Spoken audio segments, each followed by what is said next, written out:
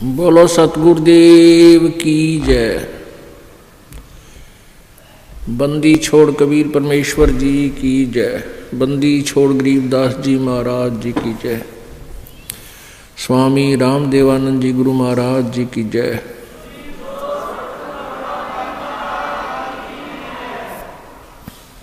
सर्व संतों की जय, सर्व भक्तों की जय,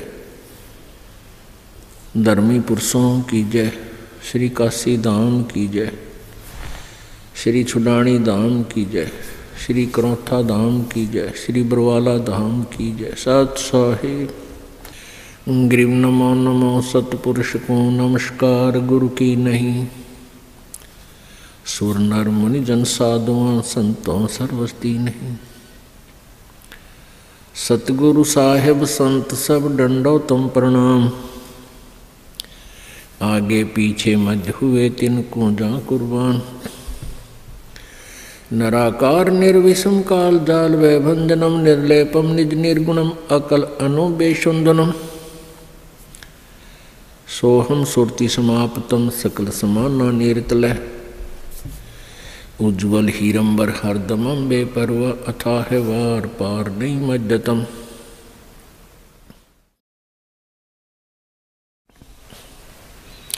ग्रीव जो सुमर सिद्ध होई गणनायक गलताना। करो अनुग्रह सोई पारस पद परवाना। आदि गणेश मनाऊं गणनायक देवन देवा।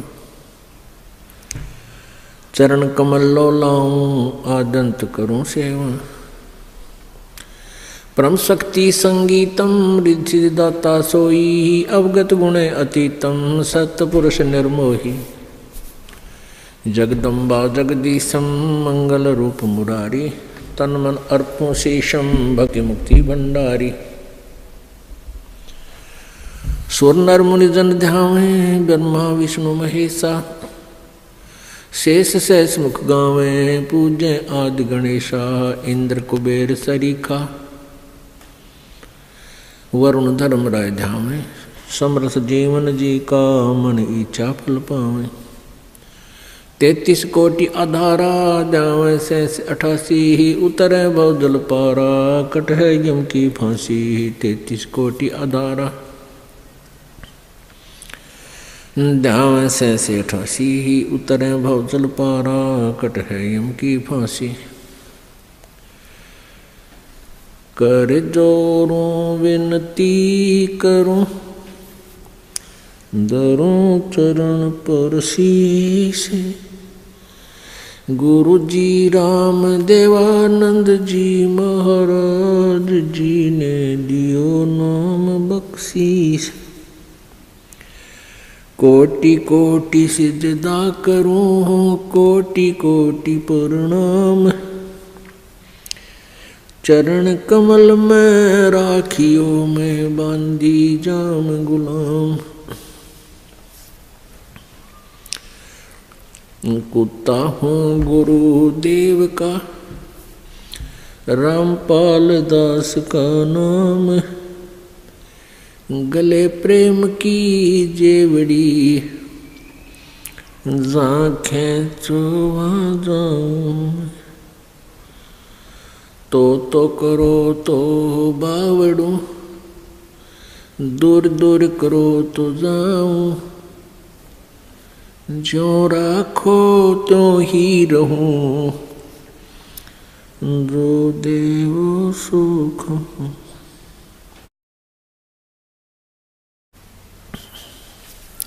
जय इब कै सतगुरु मिले। सब दुख आँखों रोए।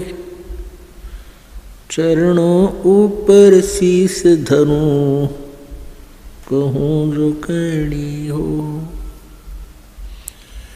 कबीर गुरु जी मिलेंगे पूछेंगे कुशलात। आदि अंत की सब कहूँ अपने दिल की बात। गुरु जी तुम ना भूलियो चाहे लाख लोग मिल जाहीं। हमसे तुमको बहुत है तुमसे हमको नहीं। कबीर तुमरे विसारे क्या बने, मैं किसकी शरण में जाऊं। शिव ब्रंच मुनि नारदा तिनके हृदय न समाऊं। अवगुण किए तो बहुत किए, करत न मनी हारे। बावे बंदा बख्श दियो, बावे गर्दन उतार। अवगुण मेरे बाप जी, बख्शो गरीब नवाज। जो मैं पूत कपूत हूँ, बहुर पिता को लाज। कबीर मैं अपराधी जन्म का, नक्सिक भरे विकार। तुम दाता दुख भंजना, मेरी करो संभार। परम पिता परमात्मा पूर्ण ब्रह्म, सारी सृष्टि के रचनहार कुलदेव, कुल के मालिक कबीर देव कबीर साहिब जी की असीम कृपा से आप जी सत्संग में पहुंच पाए। बहुत ही पुण्यभागी प्राणियों को यह सत्संग सुनने को प्राप्त होता है। सकल पदार्थ हैं जगमाही, कर्महीन नर पावत नाही। सभी इस संसार के अंदर परमात्मा समय समय पर प्रकट रहते हैं, या अपने कोई संत विशेष को अपनी शक्ति पावर दे करके इस धरातल पर भेजते रहते हैं, ताकि संत की प्रेजेंस इस पृथ्वी पर रहेगी तो जनता कुछ हाहाकार से बचेगी। संत न होते पृथ्वी पर तो जल मरता संसार। पुण्यात्मा मात पिता मिल जाएंगे 184 माँ, और सतगुरु सेवा और ये भक्ति भाई फिर मिलन की ना। जिस भी प्राणी के शरीर में, आप जिस भी पशु पक्षी के शरीर में जन्म प्राप्त करोगे, जो भक्तिहीन प्राणी हैं वो, तो वहाँ माता पिता भी होंगे, उनमें ममता भी ज्यों की त्यों होगी। जैसे कुत्ते बने तो कुतिया माता पिता हमें मिल जाएंगे, गधे बने तो वहाँ माता पिता होंगे, और ऐसी ही ममता होगी, ऐसा ही प्रेम एक दूसरे में होगा। तो पुण्यात्माओं परमात्मा यही बताना चाहते हैं कबीर देव जी कि तुम संसारिक क्रियाओं को इतना महत्व देते हो कि सत्संग में भी नहीं पहुंच पाते हो। तो परमात्मा यही बताते हैं कि ये माता पिता, ये परिवार प्रत्येक प्राणी के शरीर में आपको उपलब्ध हो जाएगा, लेकिन सत्संग नहीं मिलेगा, सतगुरु नहीं मिलेंगे उन अन्य प्राणियों के शरीरों में। तो मानव शरीर के अंदर जो प्राणी भक्ति नहीं करता है, वो अपने जीवन को व्यर्थ कर रहा है। परमेश्वर की वाणी में है कि मानुष जन्म पाए कह, जो नहीं रटे हरि नाम। जैसे कुआ जल बिना, बनवाया क्या काम। अपने आत्माओं परमात्मा हमें बार बार आकर के यही समझाना चाहते हैं कि तुम मनुष्य जीवन प्राप्त करके इसमें प्राप्त सुविधाओं को प्राप्त करके आप भूल जाते हो परमात्मा को, क्योंकि ये जो भी पुण्य, आपके पुण्य से ही आपको मानव शरीर प्राप्त है, और आप ही की मलाई है पिछले जन्म की, पुण्य संस्कार हैं, उनको आप बर्बाद कर रहे हो। बहुत ही पुण्यकर्मी प्राणी को परमात्मा मानव शरीर देता है, उससे भी पुण्यकर्मी प्राणी मानव शरीर पाकर भी जो अत्यधिक पुण्यकर्मी प्राणी है उसको सत्संग मिलता है। तो मानव शरीर प्राप्त करके जो भक्ति नहीं करते हैं प्राणी, परमात्मा बताते हैं कबीर थोड़ा जीवना, कबीर थोड़ा जीवना ये मंडे बहुत मंडाने, सभी उबा पंथ सिर ये राव रंग सुल्तान। कबीर एक दिन ऐसा होएगा सबसे पड़े बिछो, राजा राणा राव रंग भाई सावधान क्यों न हो। उजड़ खेड़े ठेकरी ये गड़गड़ गए कुमारे, रावण जैसे चले गए वो लंका के सरदार। अब परमात्मा हमें याद दिलाते हैं कि तुम इस छोटे मोटे कोई व्यवसाय में को या कोई कोठी कार फैक्ट्री को प्राप्त करके परमात्मा से दूर हो जाते हो, उसके लिए बताते हैं कि कबीर जीना थोड़ा, बहुत ही कम समय है ये, और आपके जो इरादे हैं वो बहुत लंबे चौड़े, आपकी कल्पनाएं बहुत लंबी चौड़ी, ये कर दूंगा वो कर दूंगा, और एक पल का भरोसा नहीं, कब यहाँ से शरीर छूट जाए, जीव चला जाए। कबीर थोड़ा जीवना ये मंडे बहुत मंडाने, दूर तक के पता नहीं क्या क्या सोच बना रखी है, कल्पना कर रखी है, ये कर दूंगा वो कर दूंगा, और कहते हैं सभी चल रहे हैं यहाँ से, सभी का एक दिन प्रतिदिन कम हो रहा है। हम कितने नशे में हैं। कबीर ये माया अटपटी, कबीर ये माया अटपटी, सब घट आण अड़ी, किस किस को समझाऊं या कुएं भांग पड़ी। इस काल भगवान ने ये त्रिगुणमयी माया, रजगुण ब्रह्मा, सतगुण विष्णु, तमगुण शिव जी के द्वारा ये आप जी को यहाँ उलझा रखा है, इस माया जाल में फंसा रखा है। ब्रह्मा जी की रजोगुण माया के आधार से आप जी संतानों उत्पत्ति करते हो, यहाँ के ठाठ बाट की चाह करते हो, और विष्णु जी के सतोगुण की माया के प्रभाव से आप जी यहाँ एक दूसरे में ममता मोह के माध्यम से जुड़े हुए हो, जकड़े हुए हो। तो पर आप जी के हमारे ऊपर इतना जबरदस्त दबाव है कि हमें कुछ भी दूर तक का सूझता नहीं, हमें होश नहीं है। इस त्रिगुणमयी माया की भांग का नशा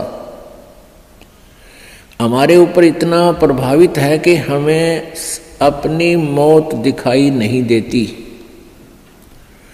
परमात्मा याद दिलाते हैं जैसे कोली रेजा बुने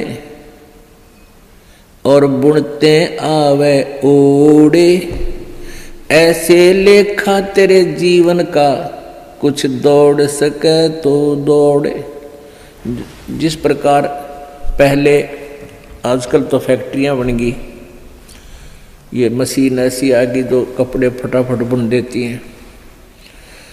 पहले हाथ से कपड़ा बुना करते थे, लंबे लंबे धागे बांध लिया करते थे, उसको खड्डी बोलते थे, और पतला सा धागा होता है, उस धागे को उन धागों में से हाथ से निकाला करते थे, एक मैनुअली हैंडल करके एक हाथ से ऐसे एक नली सी होती थी, उसके अंदर से निकाल देते, एक धागा ऊपर नीचे करके, फिर दूसरा धागा ऐसे लाते थे, फिर ऐसे लाते थे, फिर ऐसे लाते थे, और इतने पतला धागा होता है और इतना लंबा उसका थान बोलते थे। एक बहुत लंबा थान लगभग 50-60 फुट का वो तैयार हो जाता है। यानी उस पतले से धागे से बार बार ऐसे चलने से वो अंत आ जाता है, वो कथान इतना लंबा पूरा हो जाता है, उसका एंड हो जाता है। इसी प्रकार आप जी का जो जीवन है ये प्रतिदिन एक धागा आपका इसमें प्रवेश हो रहा है, और एक दिन वो भी आएगा जिस दिन आपके जीवन का उत्थान कंप्लीट होगा। कहते हैं हम प्रतिदिन एक कदम अपने मौत रूपी अजगर की तरफ बढ़ रहे हैं, और वो हमें खाएगा और हमें डर नहीं। तो ऐसी हालत नशे वाले प्राणी की होती है, वो चाहे शेर के जा चिपके और वो सांप भी पकड़ ले, क्योंकि उसमें नशा है, उसको पता ही नहीं तू कर क्या रहा। तो इस नशे को कैसे हटाया जाएगा? ये सत्संग रूपी एंटीबायोटिक कैप्सूल खा के, फिर इनसे आपका जो त्रिगुणमयी माया के द्वारा प्रभाव आपके ऊपर हुआ है वो खत्म हो जाएगा, वो नाम मात्र सा रह जाएगा, और धीरे धीरे आप अपने भविष्य की चिंता करने लगोगे। मौत बिसारी बावले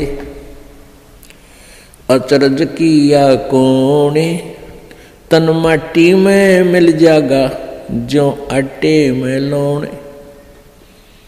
परमात्मा कहते हैं तो मौत भूल गया, तने कितना बड़ा आश्चर्य कर रखा है। एक बार यक्ष ने युधिष्ठिर जी से प्रश्न किया था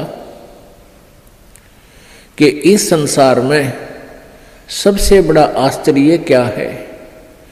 युधिष्ठिर जी ने उत्तर दिया था कि सबसे बड़ा आश्चर्य ये है कि प्रतिदिन हम अन्य व्यक्तियों को मरते हुए देखते हैं और अपने नंबर की चिंता कती नहीं।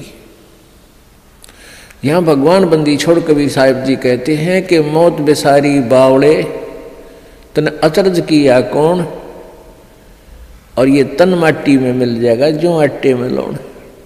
आपका कितना सुंदर शरीर, जिसके लिए आप इस मानव शरीर को स्वस्थ रखने के लिए, इसके प्रोटेक्शन के लिए, इसको जीवित रखने के लिए हम सारा जीवन लगा देते हैं। यदि कोई व्यक्ति भयंकर रोग से ग्रस्त हो जाता है और उसके इलाज पर लाख 2 लाख 3 रुपये लगने हों तो वो पैसे भी लगा देगा। अपनी कोई ज़मीन जायदाद भी बेचनी है उसको भी बेच देगा, क्योंकि ये इतना प्रिय है। और ये इस प्रिय शरीर से यदि तूने परमात्मा की भक्ति नहीं की, परमात्मा कहते हैं कबीर जी, आप जी ने यदि भक्ति नहीं की, परमात्मा की साधना नहीं की, तो आप जी का ये शरीर, इसका नाम और निशान नहीं मिलेगा। ये ऐसे मिल जाएगा पृथ्वी में जैसे आटे में नमक, दृष्टिगोचर नहीं होता।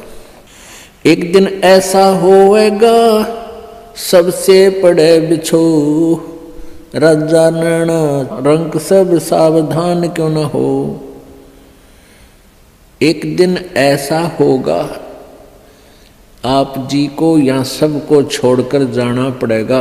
ना आपका बेटा साथ चले, ना बेटी साथ चले, ना कार साथ चले, ना कोठी साथ चले। एक दिन ऐसा होगा सबसे पड़े बिछो।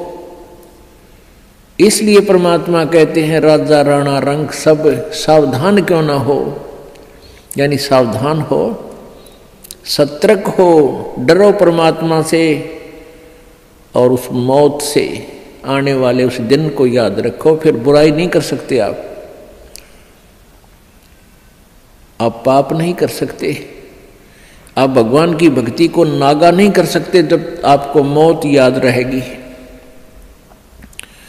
हमने सबसे पहले उसी वस्तु को भूला जो सदा याद रखनी चाहिए थी। कौन कौन सी? एक तो परमात्मा और दूसरे मृत्यु। उजड़ खेड़े ठीकरी ये गड़गड़ गए कुमारे, वो रावण श्रीखे चले गए भाई लंका के सरदार। आप देखते हो जगह जगह कोई नगर उजड़ गया, उसको खेड़ा बोलते हैं। जो कोई गांव कहते हैं, गांव खराब गर्क हो गया था तो वहाँ छोटी छोटी ईंटें, बर्तन फूटे हुए मिट्टी के, उनके ठीकरे वो नजर आते हैं। तो परमात्मा याद दिलाते हैं कि ये उजड़ खेड़े ठीकरी, और वो भी आपकी तरह ठाठ से रहा करते थे, भगवान भूल गए थे। और गड़गड़ गए कुम्हार, रावण जैसे चले गए वो लंका के सरदार, आपकी तो औकात क्या है।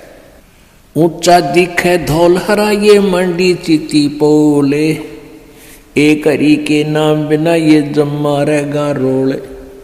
कहते हैं आप जी को ये काल आपकी रोल मार रहा है। रोल मारना आपको मूर्ख बना रहा है। अब बहुत बड़ा आलीशान कोठी बना ली, उसका खूब संगे मरमर ला दिया, उसके बढ़िया बढ़िया पत्थर लगा दिए, और इसने देख देख कर तू भगवान को भूल गया। ऊंचा दिखे धौलरा और मंडी चिति पोले,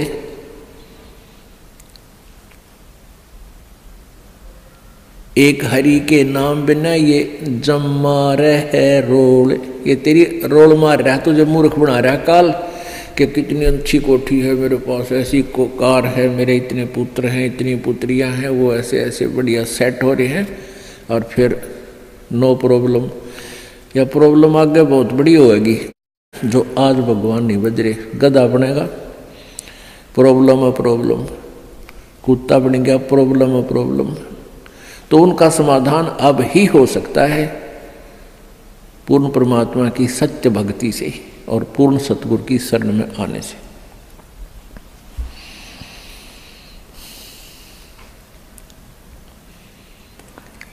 कबीरा देवल ढह पड़ा ये ईंट वही संघार,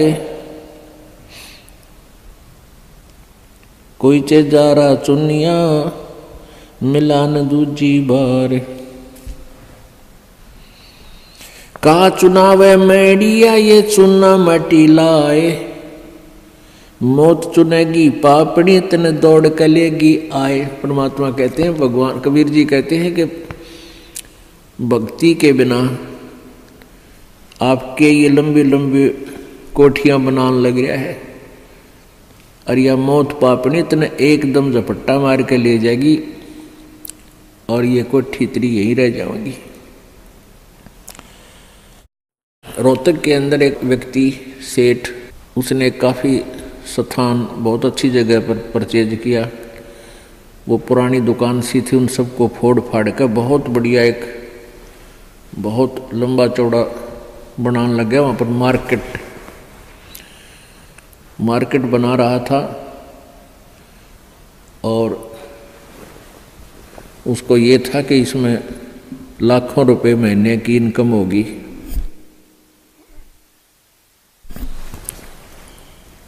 अब वो मार्केट तो बनी भी नहीं थी, वहाँ जो वर्कर काम करें थे उनको पेमेंट की, और वो वर्कर वहाँ बैठकर अपने पैसे पेमेंट को गिन रहे थे, संभाल रहे थे। और वहीं पर गर्मियों के दिन थे, उस सेठ ने वहीं पर नहाने के लिए एक पट नीचे ईंट सी बचा रखी थी, और ठंडा पानी की वहाँ व्यवस्था थी। तराई के लिए नहाने लग गया। अब स्नान करके धोती बांधी थी, कुर्ता पैर नहीं पाया, एकदम गिर गया, और गिर गया कि मर लिया खड़ा खड़ा। उसका समय पूरा हो चुका था, वो एकदम समाप्त हो गया वहीं पर। तो यहाँ परमात्मा याद दिलाते हैं,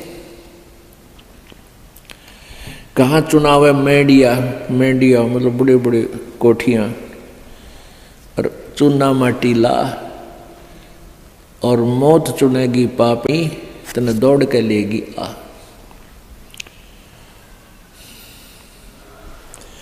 कहा चुनाव है मैडिया ये लंबी भीत उसार, घर तो 3.5 हाथ भाई घना तो 4.25। परमात्मा कहते हैं कि क्यों लंबी लंबी कोठियाँ, एक कोठी में 6 कमरे, फिर डबल सटोरी, फिर ट्रिपल सटोरी। परमात्मा कहते हैं तूने एक ही चारपाई पर सोना है, और वह एक कमरे की एक कोण में डलेगी, बाकी का सारा तेरा बनाया हुआ वो मकड़ी वाला जाल खाली पड़ा रहेगा। तो परमात्मा कहते हैं घर तो 3.5 हाथ और घना तो 4.25। एक व्यक्ति का अपना शरीर का जो डायमेंशन है, अपने हाथ के 3.5 हाथ, 3.5 हाथ, कोई चाहे छोटा है चाहे बड़ा, अपने हाथ नाप के देख लियो, उसका लंबाई 3.5 हाथ की होती है और एक हाथ का ऐसे पूरा विस्तार होता है। कहते हैं घर तो 3.5 हाथ, यानी इतनी जगह चाहिए तेरे को, तेरा शरीर आ जाए उसमें। और घना तो 4.25, यानी घना कर 3 इंच फालतू और बना ले। कहने का भाव यो है कि मिनिमम प्रत्येक चीज को मिनिमाइज कर दो और फिर देख सुख परमात्मा का, आनंद देख मालिक का। जिसको अच्छी बंगले के बनाने के लिए ना जाने कितने 2 नंबर के काम करे, या कर्जा वर्जा ले गए कोठी बनावा दुनिया में लोग दिखावा करने के लिए, फिर वो कर्जे वाले पीछे पीछे आप लुकता फिरे, सो झूठ बोला आज कोई ना कह दे करके बाहर जा रहा है। वो दिन की चैन रात की नींद दोनों गई। तो इस प्रकार हमने समाज लोग को नहीं देखना है, हमने अपने मालिक के ज्ञान को ही आधार बना के अपना जीवन सुचारू करना है। कबीर 5 तत्व का पूतला मानुष दरिया नाम, 4 दिना के कारण ये फिर रोक ठाम। अब क्या बताते हैं, ये 5 तत्व की बना हुआ ये मिट्टी का शरीर, इसका मानुष धर दिया नाम और 4 दिना का जीवन है। पता नहीं कहाँ कहाँ पर कोठी बनाता है, गुड़गांव में एक प्लाट ले लिया, हिसार में एक बड़ा बड़ा मकान ले लिया, जींद में अर्बन स्टेट में कोठी ले ली। परमात्मा कहे 2 दिन का जीना है और पता नहीं कित कित स्थान रोक के बैठा है। मेरे पास फिर भूत बनकर सैर सपट्टे करेगा कदे उसको ठीक है देखने जा कदे उसने, और घर वाले के कर मृत्यु होते ही उसको तो लेकर जाएंगे शमशान घाट पर शरीर को, और पीछे तो पहले काठ की देल होया करती, चौखट नीचे काठ की, उसमें कील गाड़ दिया करते जंतर मंतर करके कदे फेर ना आ जाए उल्टा यो भूत है। और वो सारा जीवन खो दे उस कोठी बनाने में, उसको वापस प्रवेश निषेध। देखिए बूंदी बन रही हमारे साथ, क्योंकि हमें ज्ञान नहीं मिला, हमें तत्वदर्शी संत नहीं मिले जो यहाँ से हृदय हटा दे। कबीर कहाँ गर्बिया ये ऊंचा देख आवाज से, काल पड़े जमी लेटना तेरा ऊपर जम गा से। परमात्मा कहते हैं कि अभिमान कर रहा है, कि गर्व कर रहा है तू इस ऊंचे मकान और कोठी का, कल को तेरी मृत्यु हो जाएगी और फूंक देंगे तेरे को शमशान घाट पर, और उस मिट्टी पर घास जमेगा, गधे फिरेंगे, कुछ डांगर अंडा करेंगे तेरी माटी के ऊपर के। पुण्यात्मा हम भगवान से दूर हो गए, कारण क्या है कि हमें ज्ञान नहीं मिला। बच्चे को बचपन में जो शिक्षा चाहिए थी वो शिक्षा नहीं मिलती। जो बच्चे स्कूल में शिक्षा ग्रहण करने जाते हैं उनको अक्षर ज्ञान अवश्य चाहिए, लेकिन उसके बाद अक्षर ज्ञान के बाद जो शिक्षा चाहिए वो आध्यात्मिक ज़्यादा चाहिए। एक शिष्टाचार अत्यधिक पढ़ाना चाहिए। बुराइयों से डरने के लिए बहुत सी कथाओं का हमारे पाठ्यक्रम में, बच्चों के पाठ्यक्रम में समावेश होना चाहिए, और नहीं है। पुण्यात्माओं, आप किसी भी व्यक्ति को वर्तमान में कितनी ही अच्छी आत्मा है वो, ज्ञान के अभाव से उसको आप कहिएगा कि आओ सत्संग में चलते हैं, तो वो कहता है कि अभी समय नहीं है, फिर देखेंगे, कभी ना कभी अवश्य चलेंगे। अच्छी आत्मा तो इतना कह के टाल मटोल कर देता है, बात वही है। और दूसरे को आप कहोगे कि आओ सत्संग में चलते हैं, वो कहेगा अभी समय नहीं है हमारे पास। और ये क्या सत्संग का टाइम है? ये सत्संग की उम्र थोड़ी है, सत्संग तो बुढ़ापे में सुनाएंगे फिर भक्ति करेंगे, ये कोई भक्ति का समय थोड़ा। पुण्यात्मा, ये अटकल अपनी आप लगाई हुई है, परमात्मा का विधान ऐसा नहीं है।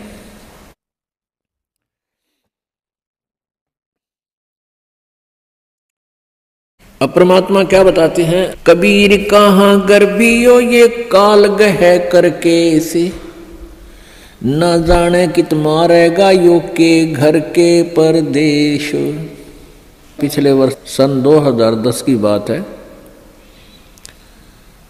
यहाँ इसार का एक डॉक्टर, बहुत सुप्रसिद्ध डॉक्टर आँखों का, और बहुत पैसा उसके पास, अपने पुत्र का एडमिशन कराने के लिए गाड़ी में जा रहा था, पुत्र, उसकी पत्नी और वो स्वयं, और रास्ते में दुर्घटनाग्रस्त हो गए, तीनों की मृत्यु होगी। आज शेष बचे हुए कोई भी उस परिवार के सदस्य से आप जाकर कहिए कि आओ सत्संग में चलते हैं, वो भी कहेंगे समय नहीं है हमारे पास। अन्य किसी डॉक्टर से आप जाकर कहिए कि चलो सत्संग सुनो कुछ देर, वो कहते नहीं मेरे पास तो मरीजों की लाइन लगी हुई है, मेरे पास समय नहीं है। तो एक डॉक्टर लाइन नहीं, किसी को भी आप कहिए जाकर के। पुण्यात्माओं, इसका कारण क्या है कि हमें अध्यात्म ज्ञान बिल्कुल नहीं, आध्यात्मिक ज्ञान के बिना हमें डर नहीं हो सकता, चिंता नहीं बनती, और जब तक हमें परमेश्वर की महिमा का ज्ञान नहीं होगा तो हमें रुचि नहीं बनती।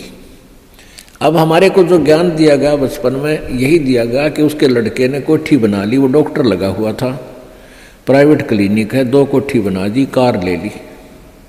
अब जितने भी बच्चे डॉक्टरी कर रहे हैं, ट्रेनिंग कर रहे हैं, उनका मूल उद्देश्य, टारगेट यही हो जाता है मैं कोठी बनाऊं और कार लूं। यदि हमारी एजुकेशन में ये आध्यात्मिक ज्ञान अत्यधिक प्रवेश हो तो उन बच्चों का ये टारगेट ना रहे, और वो बिल्कुल बहुत जायज फीस ले, जायज काम करें और बहुत ही सस्ता ट्रीटमेंट करें, भगवान से डरने वाले होंगे।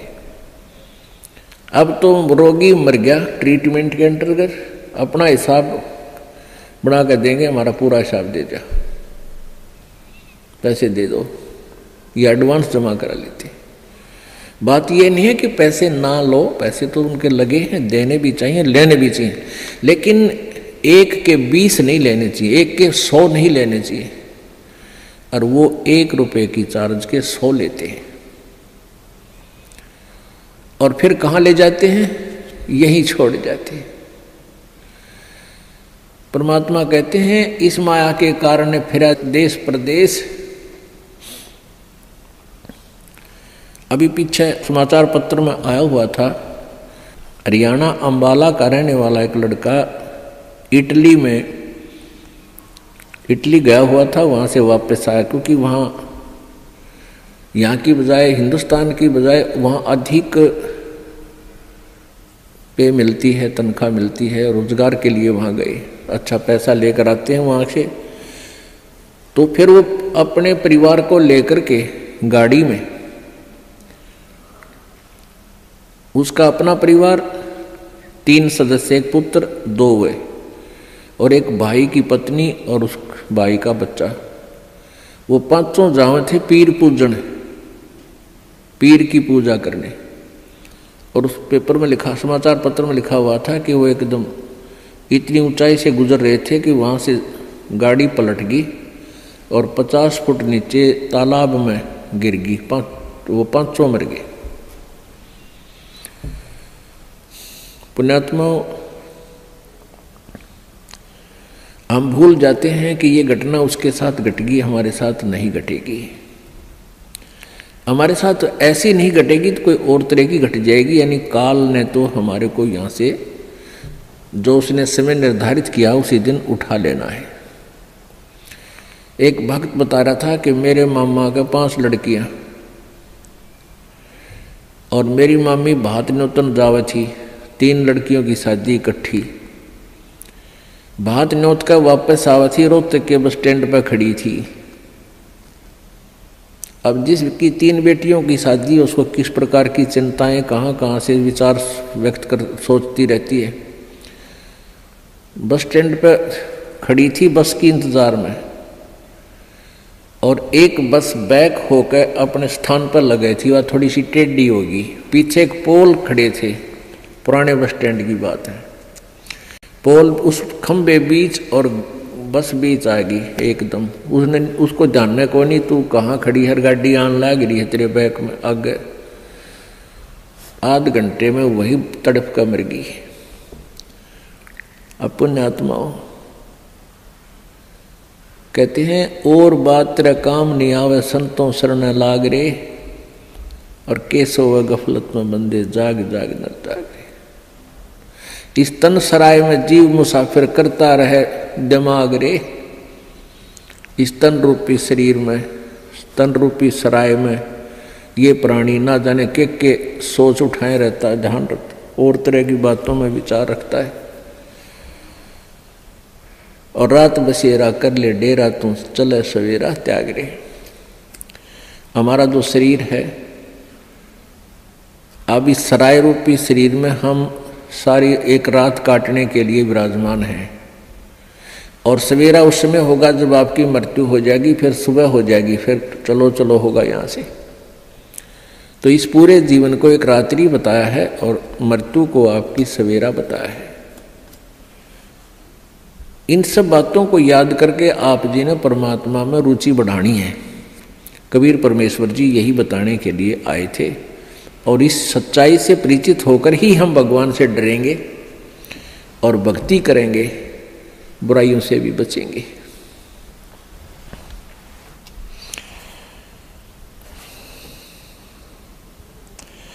कबीर कहाँ गर्बियो काल गह करके से, ना जाने कित मारसी के घर के परदेश। यानी या तो घर में मारेगा, ना कि दोबारा जा रहा होगा वहां मार देगा। कबीरा धंधा करते रहे बिन धंधे धन ना होए। परमात्मा कहते हैं कबीर धंधा करता रहे बिन धंधे धन नाही, और जो नर भूले ज्ञान मूल को ते धंधे ध्यावे नाही। परमात्मा कबीर परमेश्वर जी ये कह रहे हैं कि धंधा करना पड़ेगा, धंधे बिना इनकम नहीं हो सकती, काम तो करना ही पड़ेगा। पर उनको उल्हाना दे रहे हैं कि जो इस धंधे में भगवान ना बजते, काम करते करते मालिक को याद नहीं रखते, वो नर अपना मूल, उस मूल ज्ञान से परिचित नहीं है, वो अपना जीवन व्यर्थ कर रहे हैं। अब कोई कहता भी अभी समय नहीं है, भक्ति नहीं करते, कोई टेंशन होगी है। पुण्यात्माओं ये टेंशन तो बनी रहेंगी, क्योंकि काल का लोक ही ऐसा है। और इन सभी जो छोटी मोटी आपके साथ चल रही है, कोई परमात्मा के नाम लेते लेते भी आपके ऊपर कोई आपदाएं छोटी मोटी आ रही हैं, तो ये विचार करना कि यदि परमात्मा का सहारा ना होता, ये छोटी आपदाएं नहीं होती, ना जाने के कहर तोड़ देती आपके ऊपर। अब जैसे आप जी ने परमात्मा का, परमेश्वर कबीर जी का नाम ले रखा है, और फिर भी आप पर छोटी मोटी कोई आपदाएं आती हैं, आप ये सोच बैठते हो, कई बार मन इतना नालायक है, ये परमात्मा से दूर करने के लिए ना जाने कितनी स्कीमें तैयार करता है, अपने हिसाब से सोचता रहता है। क्या सोचते हैं कि मैंने पाठ भी करा दिया, मैंने 4-5 महीने नाम लिए भी हो गए हैं, और फिर भी मेरी भैंस मर गई। अब पुण्यात्माओं विचार करो, आप जी ने कुछ पुण्य किया, आप जी ने सत भक्ति की, जैसी आपने भक्ति की उसका सहयोग तो अवश्य ही मिला है आपको। जैसे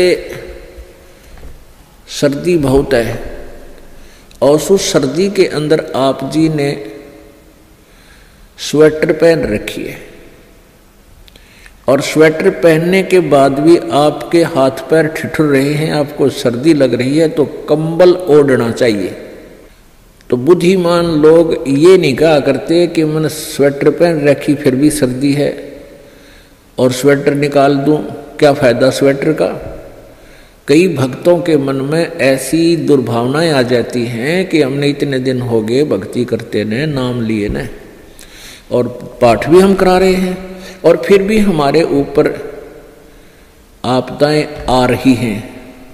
तो पुण्यात्माओं, जैसे आप जी ने अभी स्वेटर पहनी है और स्वेटर ने अपना काम कर रखा है जैसी उसकी सामर्थ्य है, और कोई न सोचा है कि क्या फायदा हुआ, नाम तो मन इतने दिन हो गए भक्ति करते, दान करते, और इस नाम को त्याग देता हूं, तो वो मूर्ख है।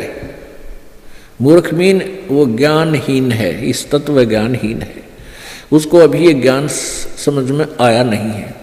अब जैसे उस स्वेटर का जितना अपना प्रोटेक्शन करने का था वो प्रोटेक्शन उसने कर रखा है, लेकिन सर्दी ज़्यादा है, उसके लिए स्वेटर पहन, वो जर्सी पहन, और जर्सी से भी सर्दी नहीं लग रही है तो उसके ऊपर का कंबल या चादर मोटी ओढ़।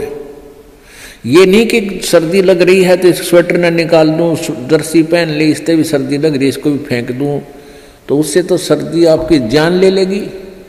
तो ऐसे ही आप जी जितनी भी भक्ति कर रहे हो अभी तक,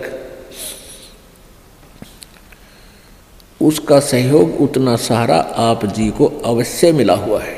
तो ये सोच लेना चाहिए कि आप जी के कर्मों की यह सर्दी बहुत ज़्यादा है, अत्यधिक है।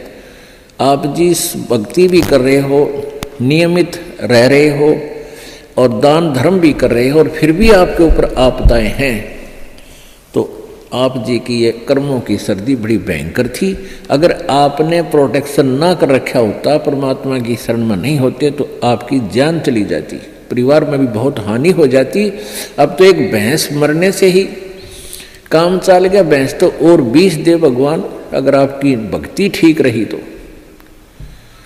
इस प्रकार आप जी ने अपने तत्व ज्ञान को संभाल कर रखना है, इस पर असर करना है, अमल करना है, और इसके आधार से अपने इस भक्ति मार्ग पर लगा रहना है। अब कई भक्त कहते हैं जी हमें, मेरे 3 दिन मंत्र ना जपा, मैंने 4-5 दिन मैंने नाम नहीं जपा। क्यों नहीं जपा? कि टेंशन हो गई थी। अरे भले आदमी टेंशन तो हो जा, खैर टेंशन भी हो जा, लेकिन भगवान की भक्ति भी अपना करता रहे दुखी सुखी हो गए। उस टेंशन को भी पड़ी रहेगी, लेकिन मंत्र भी थोड़ा बहुत कर लेना चाहिए, छोड़ना नहीं चाहिए।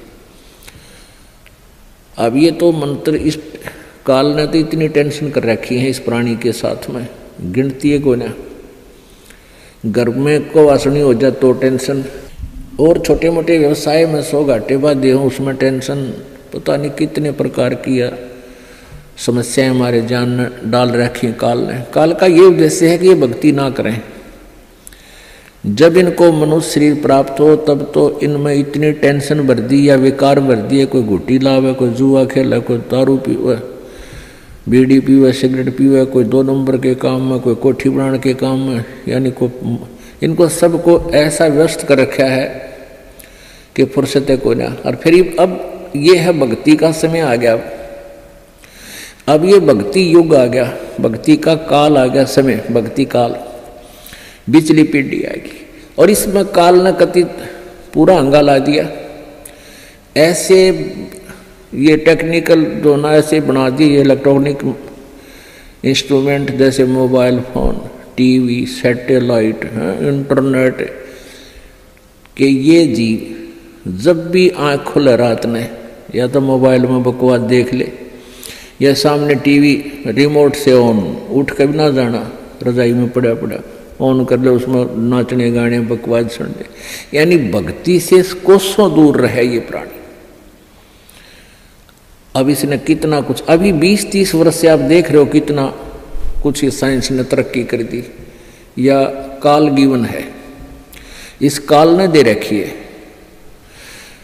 और परमात्मा ने भी ये समय इसीलिए चुना था कि अब ये जो साइंस के इंस्ट्रूमेंट हैं ये हमारा काम आएंगे।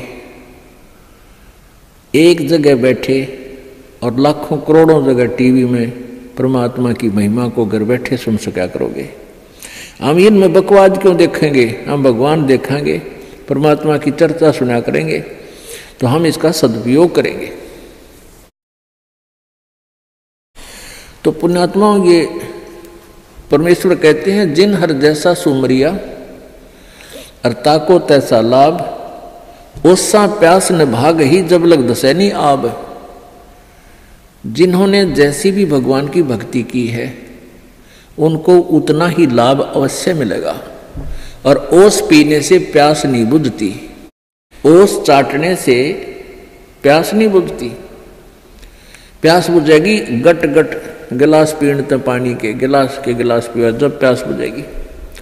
तो हम पहले क्या करते थे, दान धर्म कितना करते थे, 2 रुपये चढ़ा दिए को 5 मुश्किल थे, 10 चढ़ा दिए तो बड़े खुश होया करते थे। या 100 रुपये का प्रसाद बांट दिया हनुमान जी के मंगलवार ने, तो ये हमारी पूजाएं थी। तो ये तो हम ओस चाट रहे थे। और अब आप देख रहे हो पाठ के पाठ करवाए जा रहे हैं, भगवान के हवन के लिए जोत के पैसे, जोत का घी दान किया जा रहा है। ये गिलास के गिलास पिए जा रहे हैं और इनसे प्यास बुझेगी। कोई पाठ करवा रहा है, कोई वैसे गुप्त दान, खूब वैसे दान दे रहे हैं, तो ये गिलास के गिलास पानी के पिए जा रहे हैं। इनसे प्यास बुझेगी, इनसे आपको पूर्ण लाभ होगा। और सतभक्ति मंत्र करेंगे, आजीवन मर्यादा बढ़ेगी। अब ये टेंशन तो काल ने या पैदा कर रखी है कि भक्ति ना कर सके, लेकिन इन टेंशनों में ही आपने भक्ति करनी पड़ेगी। चाहे रो के करो, चाहे खुश होकर कर लो, दुखी होकर कर लो। मान लीजिए कोई घर का सदस्य उपदेशी नहीं था, उसकी मृत्यु होगी, दुख तो बहुत आता है, क्योंकि हमारा एक हमारे अंदर एक ऐसी व्यवस्था बन गई, हम रह नहीं सकते, रोना भी पड़ेगा, भाई खूब बुरा हाल विलाप भी करेंगे। लेकिन फिर भगवान भी फिर याद रखे, परमात्मा ये क्या ले गए इतने दिन, उन बातों ने ध्यान रखे कि ये क्या लेके गया। अगर हम ये भक्ति कर रहा होता, परमात्मा इसको जीवन दान भी देता, इसकी आयु भी बढ़ा देता यदि सत भक्ति करता था। और ये लेके क्या गया, सारा जीवन बर्बाद कर गया। तो इस प्रकार इन सब विचारों को ध्यान में रख के, सब बातों को विचार करके और भजन जरूर करें। चाहे वो याद तो बहुत आते हैं, मृत्यु को प्राप्त हो जाते हैं जो साथी परिवारजन, लेकिन भगवान भी रो रो के मालिक ने भी याद रखे, मतलब भूला नहीं भगवान को। और भी कई प्रकार की टेंशन हो जाती है, किसी प्रकार की कई चिंताएं होती हैं, लेकिन चिंताएं तो हैं, चिंता भी नाम से ही समाप्त होंगी और परमात्मा की भक्ति तक करनी पड़ेगी, इन चिंताओं में करनी पड़ेगी। एक समय एक दरोगा जी जून के महीने में यानी गर्मी के मौसम में घोड़ी पर सवार होकर जा रहा था किसी दूसरे गांव में। रास्ते में किसान ने रहट जोड़ रखा था, रहट, हरहट। वो रहट क्या होता था कि उसमें एक पुली होती थी लोहे की, उस पुली के ऊपर के ऐसे एक चैन डाल दी जाती थी और उसको कोल्लू की तरह, एक कोल्लू आपने देखे हो हाथ के बैलों वाले कोल्लू, उस तरह कोल्लू की तरह बहल से चला जाता था और वो रहट का व्हील घूमता था वह पुड़ी, और उसके ऊपर चैन लगी होती थी। नीचे एक कुआं होता था, वो चैन इतनी लंबी होती थी कि कुएं के जल को छूती थी नीचे तक, और उसके बाल्टियां वेल्ड कर दी जाती थी चैन के ऊपर। और वो बैल से बैलों को चला घुमा जाता था कोल्लू की तरह, तो वो व्हील घूमता था, वो पुड़ी घूमती थी, वह चैन साथ में घूमती थी, और नीचे से पानी आकर के खेतों में डलता था। और खाली बाल्टियां वापस चली जाती थी और भरी बाल्टियां चैन के साथ ऊपर आती थी, ऐसे चलती थी। तब वो पानी खेतों में सिंचाई के काम आता था। तो किसान की घोड़ी को प्यास लगी, किसान को भी प्यास लगी। उसने देखा कि सामने रहट चल रहा है और पानी पीवेंगे, घोड़ी को भी पिलाएंगे। अब जो ही उस घोड़ी को निकट लाया वो दरोगा यानी वो SHO, तो रहट के अंदर से आवाज आया करती थी, वैसे जुगाड़ होया करते थे। वो व्हील व्याल चढ़ा रखे थे, वो चर चूं करके वह काफी जोर की आवाज आती थी उससे। वह घोड़ी उस चरचू ने सुनकर, चींचू ने सुनकर, और वह फड़क गई, 1 किला दूर जाके डटी। दरोगा जी गुस्से में हो गए, करे किसान या चूं बंद कर दे भाई, चींचू बंद कर दे, मेरी घोड़ी डर रही है, मैंने पानी पीना और पिलाना है। अब किसान ने वो बैल रोक दिए, जो बैल चल रहे थे, कोल्लू को सा फिरा रहे थे, उससे वो चलने से आवाज आ रही थी, पानी भी आ रहा था। तो किसान ने वह बैल रोक दिया, तो पानी आना, जल आना भी बंद हो गया और आगे जल सीधा खेत में जा रहा था। खेत में जल साथ साथ वह जमीन प्यासी थी, पी रही थी। जल घोड़ी के पीने योग्य एकत्रित नहीं रहा। घोड़ी निकट आई, जल था नहीं। दरोगा जी ने कहा कि एक किसान जल निकाल। उसने फिर बैल का डंडा मार दिया, बैल चला तो चूं ची चूं, फिर वही घोड़ी फिर भागी। वो किसान को उसने कहा, दरोगा ने गया चूं चूं बंद करवा, ची चूं बंद कर। उसने फिर बैल रोक दिया, वो फिर घोड़ी लिया, पानी पाया नहीं। तब वो किसान बोला, दरोगा जी इस चींचू में पी गए तो पी गए ना, दोनों मरोगे तुम। तो ये चींचू में ही पीना पड़ेगा ये जल, राम नाम का भाई। जब राम नाम बंद कर दिया तो भक्ति गई, वह चूं चूं तो फिर फायदा क्या हुआ, वह टेंशन तो सहे से भक्ति और बर्बाद होगी। तो इस चींचू में पानी पीना पड़ेगा, जल पीना पड़ेगा भाई, हिम्मत रखो। और एक दिन परमात्मा ऐसी कृपा करेगा, या चींचू भी बंद हो जाएगी, क्योंकि परमात्मा के नाम से सब दुख दूर होते हैं। कबीर 5 पहर धन दे गया और 3 पहर रया सोए, 1 पैर हरि ना भजा, फिर मुक्ति कहाँ से होए। 8 पहर 24 घंटे को 8 पहर में, पहले 8 पहर होती थी 24 घंटे की। अब परमात्मा कहते हैं तो 1 पैर में 8, 1 पैर में 3 घंटे हो गए। तो परमात्मा कबीर जी ये बताना चाहते हैं कि 3 पैर तन धंधा करया 15 घंटे, 5 पैर तो 3 पैर तो सो गया, यानी 1 दिन रात टोटल पूरा कर दिया। और 1 पैर हरि ना बजा, 3 घंटे भी भगवान को नहीं दिए तूने।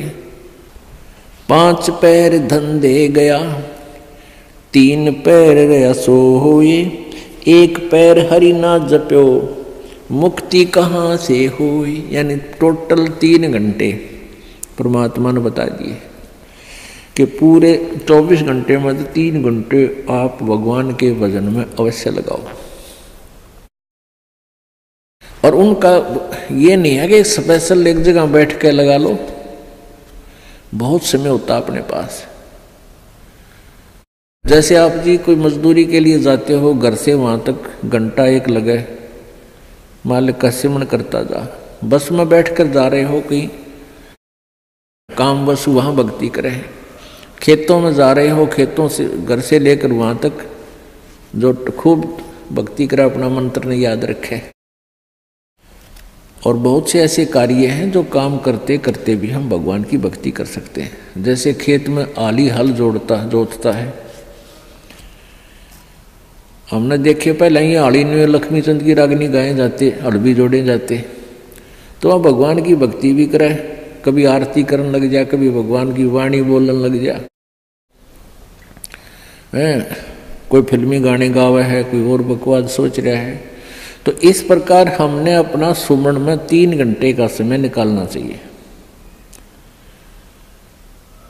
जैसे सुबह का नित्यनेम आध पौना घंटा लगता है, 15 मिनट की असुर निकंदरमणि 1 घंटा तो हो गया, आध 35 मिनट की आरती होती है 1.5 घंटा, बाकी 1.5 घंटा आपका सिमरण भी हो जाए ना, सिमरण आध घंटा मंत्र, 1 घंटे का श्वास का सिमरण, तो इतना भी आप कंटिन्यू कर लोगे तो भी आपका बेड़ा पार हो जाएगा। ये सत्कर्म मान ली, क्योंकि आप जी बहुत से पापों से बच गए, सब बुराइयां त्याग दी, भगवान से डर कर रहने लग गए। इच्छा कर मारे नहीं, बिन इच्छा मर जा, कह कबीर दास का पाप नहीं लगा। जैसे जब तक आप जी ने ये सतभक्ति नहीं ली, परमात्मा कबीर जी की साधना नहीं की करते, तो और उपासना जो करते हैं ब्रह्म तक, पर ब्रह्म तक, ब्रह्मा विष्णु महेश और दुर्गा तक, इसमें सभी जो पूजाएं करते हो उन पूजाओं का फल और जो पुण्य करते हो उन पुण्य का फल अलग से लिखा जाता है। और साथ में जो आपके द्वारा पाप होते हैं, जैसे किसान खेत में हल जोतता है, उसके विषय में बता रखा है सूक्ष्म वेद में कि 1 अलाई और 1000 कसाई बराबर पाप होता है। 1 अड़ाई होती है 30 फुट चौड़ा, 20 फुट चौड़ी और 200 फुट लंबी, किले की, एकड़ की, इतना स्थान जिसमें से हल आड़ी ऐसे एक अड़ाई बोलता था उसको ऐसे बैल को ले जाता आखिरी सिरे से और फिर उसको ऐसे जोतता था, बाया करता, तो उस टुकड़े को 1 अड़ाई बोलते हैं। इतना स्थान हल से खोदा हुआ 20 बाई 200 फुट का एक हाड़ी ने जो खेत खोद दिया हड़ते, उसमें पाप, और 1000 कसाई 1 बराबर पाप होता है, क्योंकि उसमें ना जाने कितने जीव जंतुओं के पेटा में गए, फाड़ी निकाल दी, वो कुछ निकाल दी, और उसको इतना पाप होता है। अच्छा, फिर उसको पुण्य भी होता है, क्योंकि उस खेत में गेहूं बो दिए, बाजरा बो दिया और चने बो दिए, ज्वार बो दी, तो उससे ऑटोमेटिकली कुछ बीज झटका जमीन पे गिर जाता है, उसको जीव जंतु खाते हैं, तो वो उसके गुड अकाउंट में और पाप बैड अकाउंट में ये न्यारे न्यारे डिपॉजिट होते रहते हैं। जैसे परमात्मा ने धर्मदास जी को बताया था, कबीर परमेश्वर जी ने, कि धर्मदास जी कह रहे थे कि हम कोई जीव हिंसा नहीं करते क्योंकि हम मांस नहीं खाते। और कबीर परमेश्वर जी एक मुसलमान की वेशभूषा में, जिंदा महात्मा की वेशभूषा में विराजमान थे। तो धर्मदास जी ने टोंट कसया था कि हम हिंदू हैं, हम मुसलमानों की तरह जीव हिंसा नहीं करते, मांस नहीं खाते, जीवों को मारते नहीं। तो परमेश्वर ने कहा था वो तो अच्छी बात है कि आप जैसे गाय बैल बकरे जो टेन नहीं मारते, लेकिन और भी पाप बहुत होते हैं आपसे। पृथ्वी ऊपर पग जो धारे, करोड़ जीव एक दिन में मारे। जो पृथ्वी पर आप कामवश जा रहे हो तो 1 करोड़ जीवों को डेली मार कर विश्राम लेते हो, अपने पेट के लिए, रोजगार के लिए जो उधर जाते हो।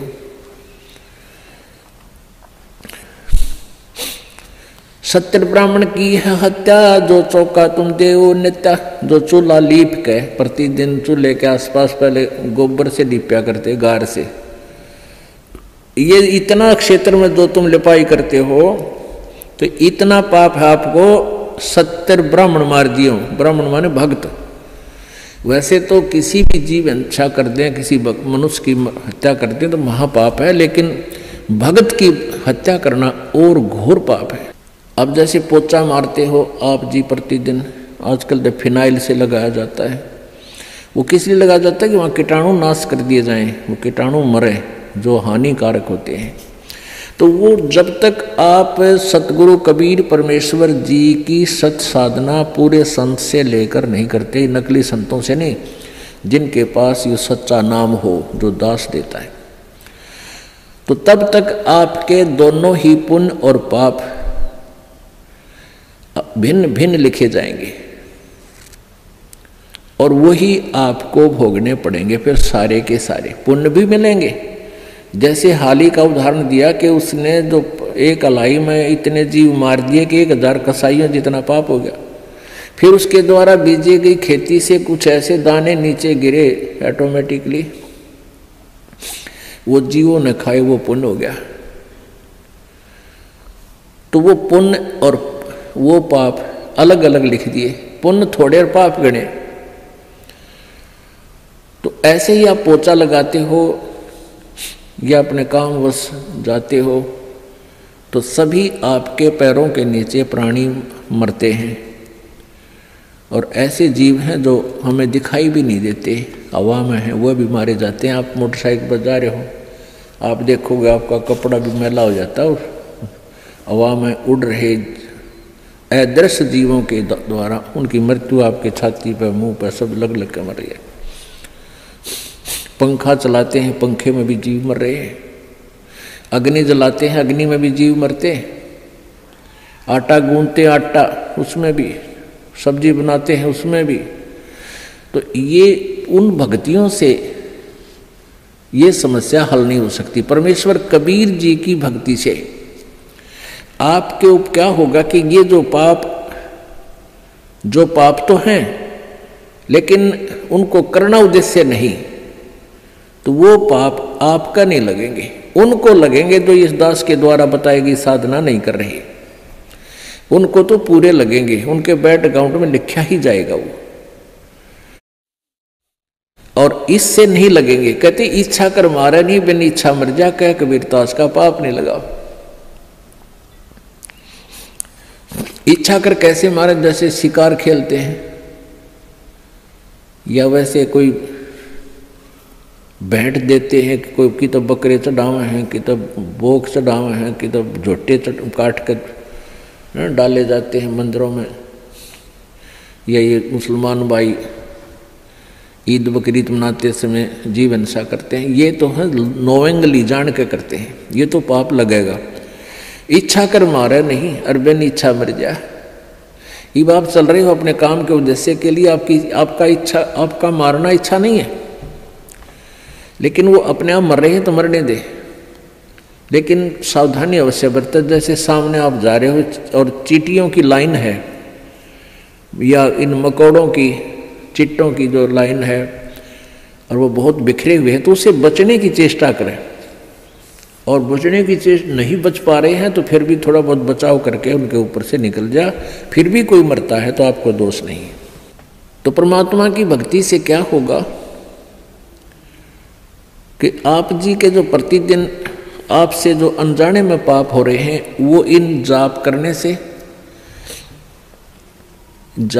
से भगवान की जो भक्ति आपको दी है परमात्मा की, और प्रतिदिन जो आप नित्य वाणी बोलते हो, पढ़ते हो, सुनते हो, इनसे आपके प्रतिदिन वो पाप अनजाने में किए हुए साफ होते रहेंगे। जैसे आप कपड़ा पहनते हो, कपड़ा प्रतिदिन मैला होता है, उसको साबुन और जल से धो लेते हो तो स्वच्छ हो जाता है। ऐसे ही आप जी का जो प्रतिदिन किए हुए नित्यनेम, प्रतिदिन किए हुए मंत्र भक्ति के, ये आपके ऊपर अनजाने में हुए पापों को डेली साफ कर देता है।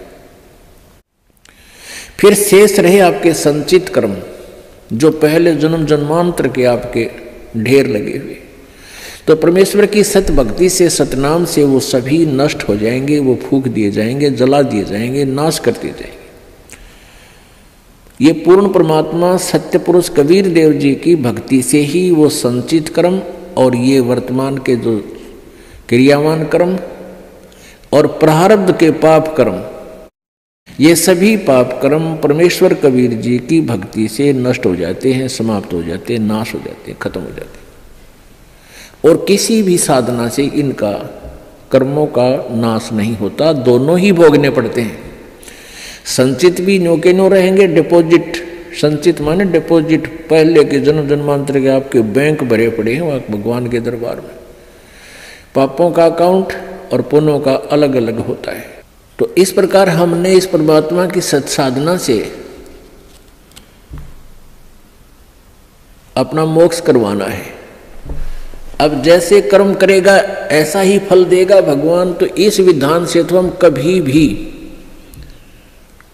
पार नहीं हो सकते। और जो ये विधान इन अन्य अज्ञानी संतों ने बना रखा है कि जो भी तेरे भाग्य में है वो तो भोगना ही पड़ेगा, इस विधान से भी हम पार नहीं हो सकते। एक इन्होंने विधान बताया है, जैसे देवी भागवत में आप जी ने पढ़ा था कि बृहस्पति जी जो देवताओं के गुरु हैं और इन्होंने ब्रह्मा जी से ज्ञान प्राप्त है, तो वो कह रहे हैं कि जैसा भी जिसका पुण्य है पाप है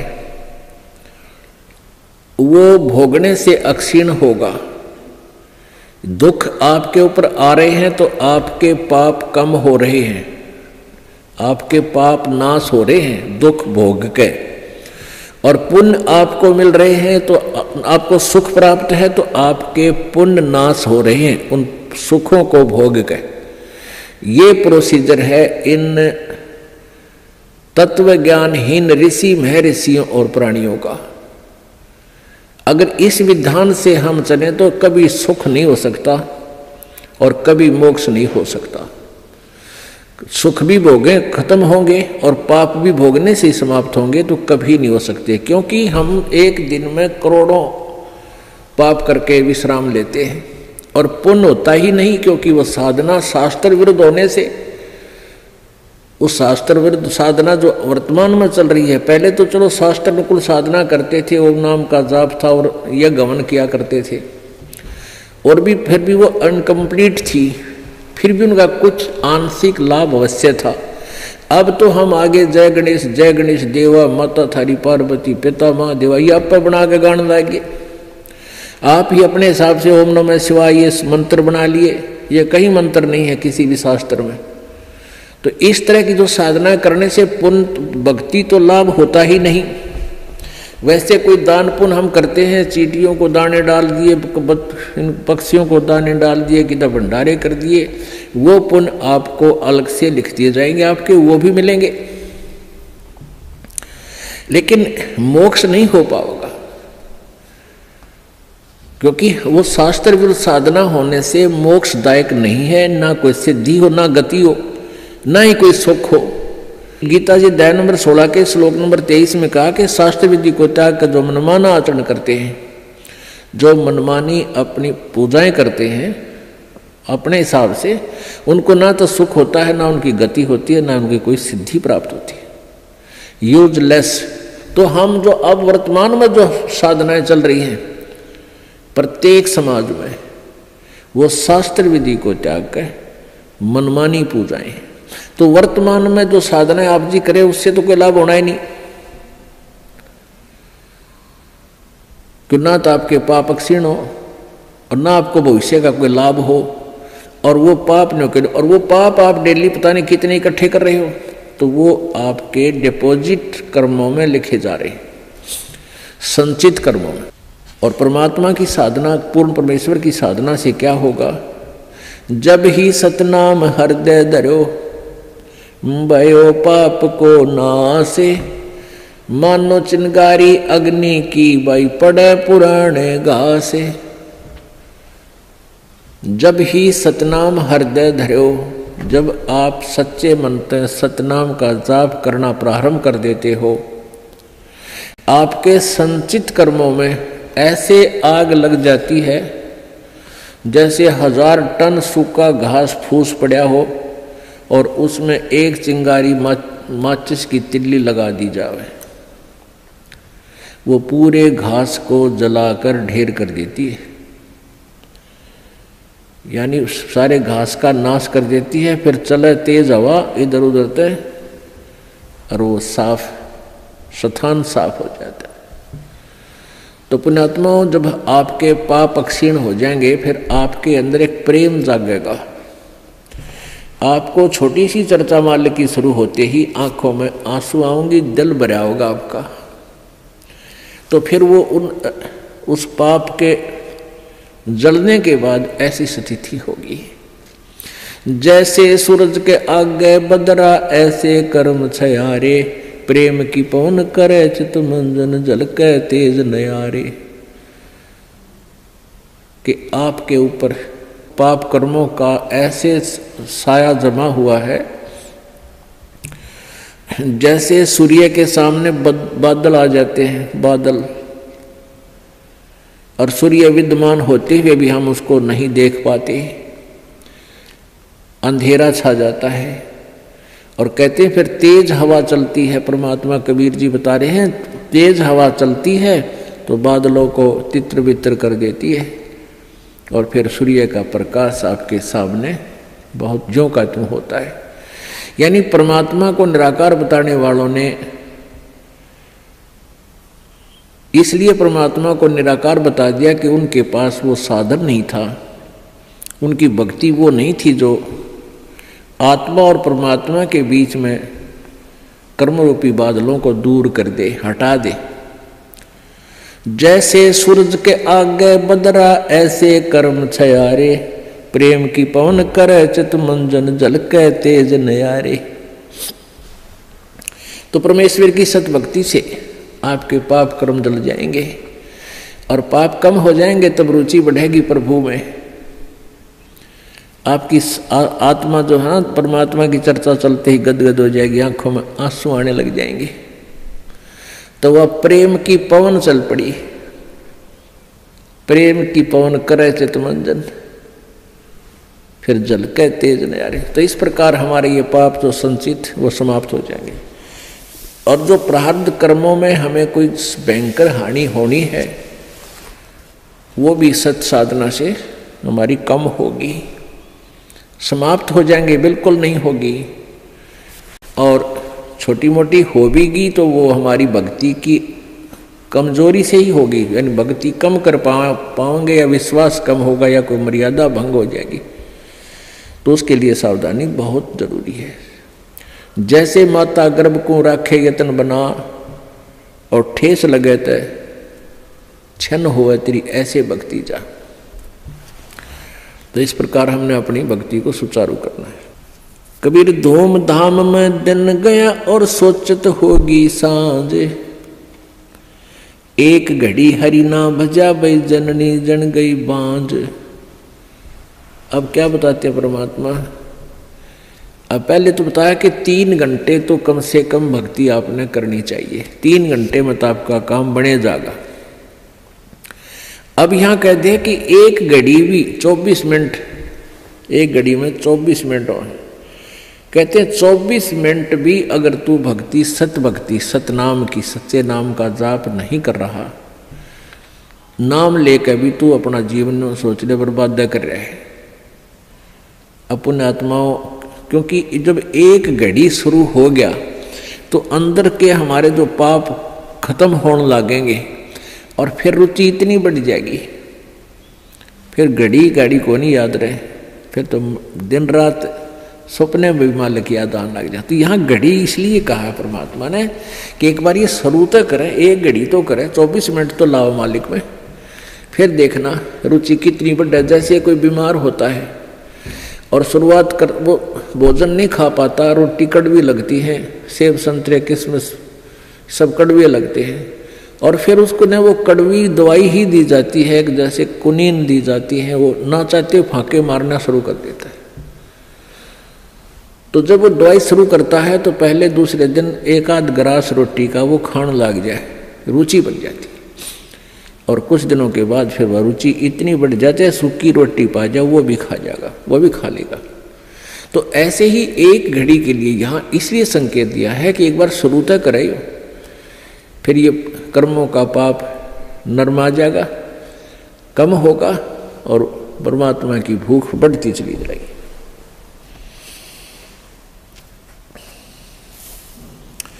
रात गवाई सोए करियो, दिवस गवाया खाए,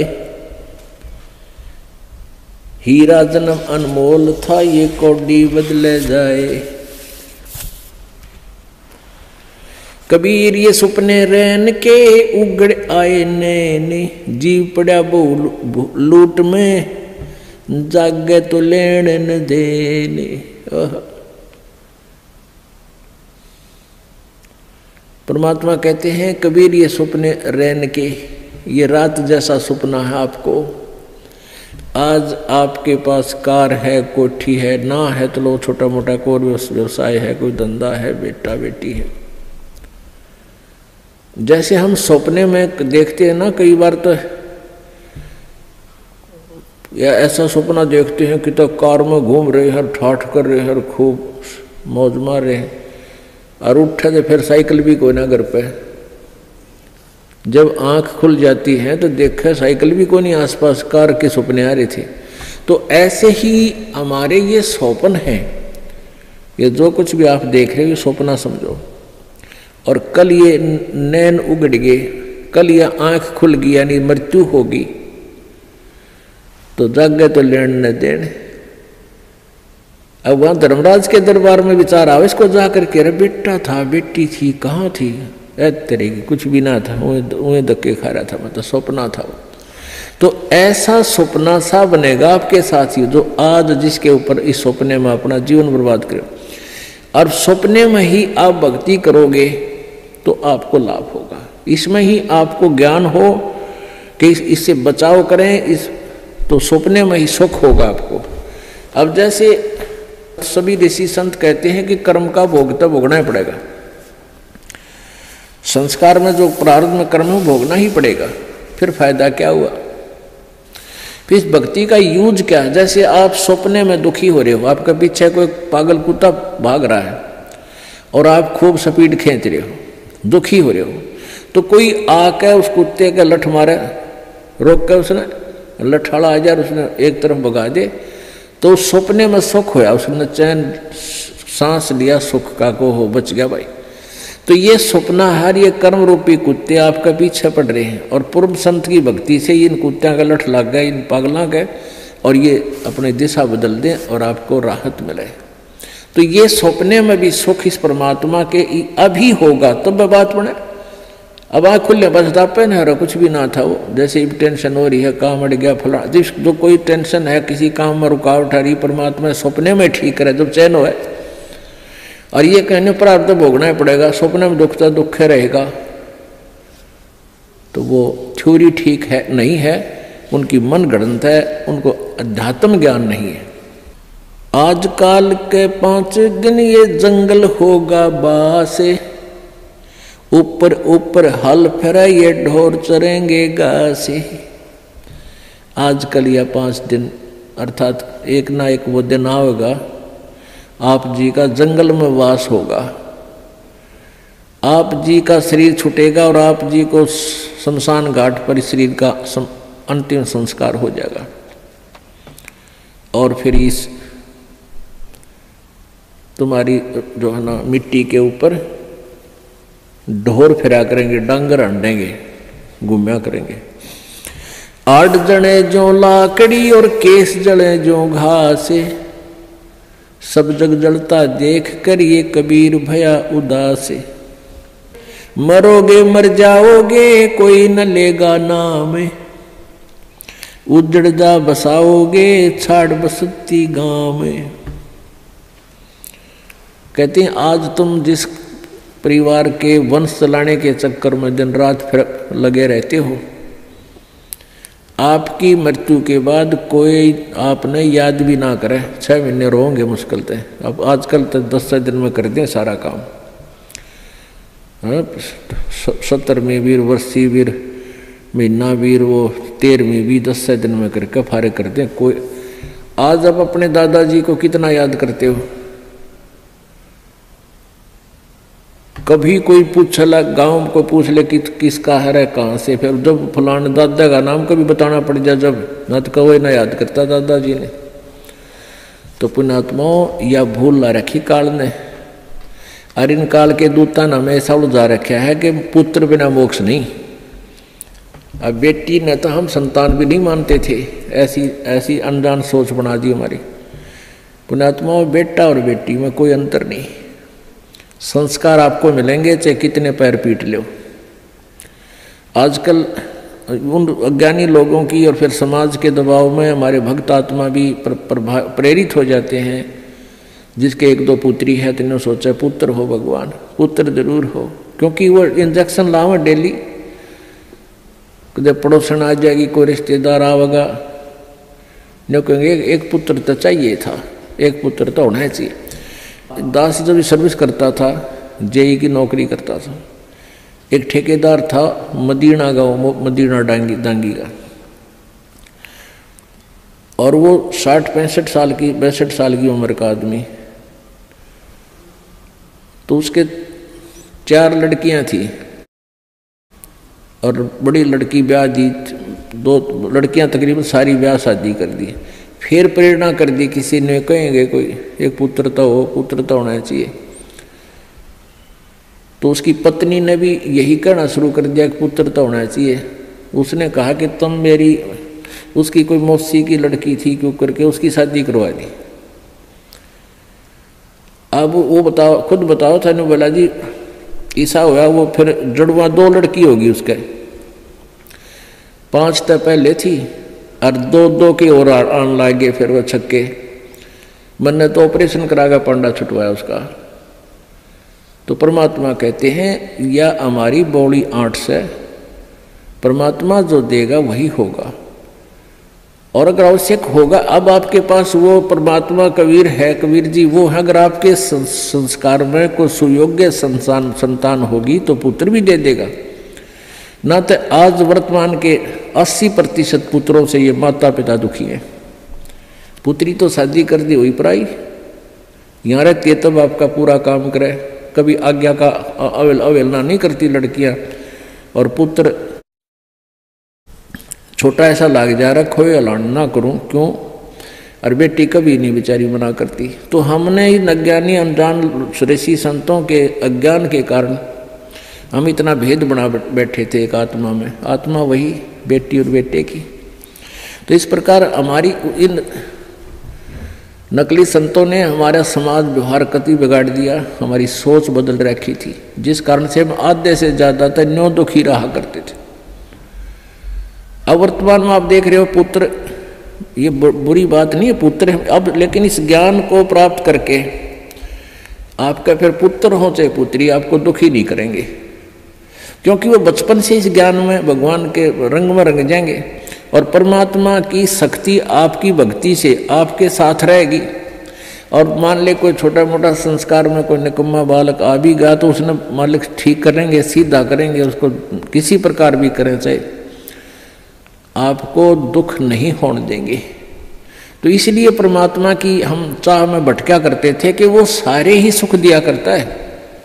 कबीर हाड जले लकड़ी जले और जले जावण हारे, और देखण आड़े भी जले, अब किस्तें करूं पुकार।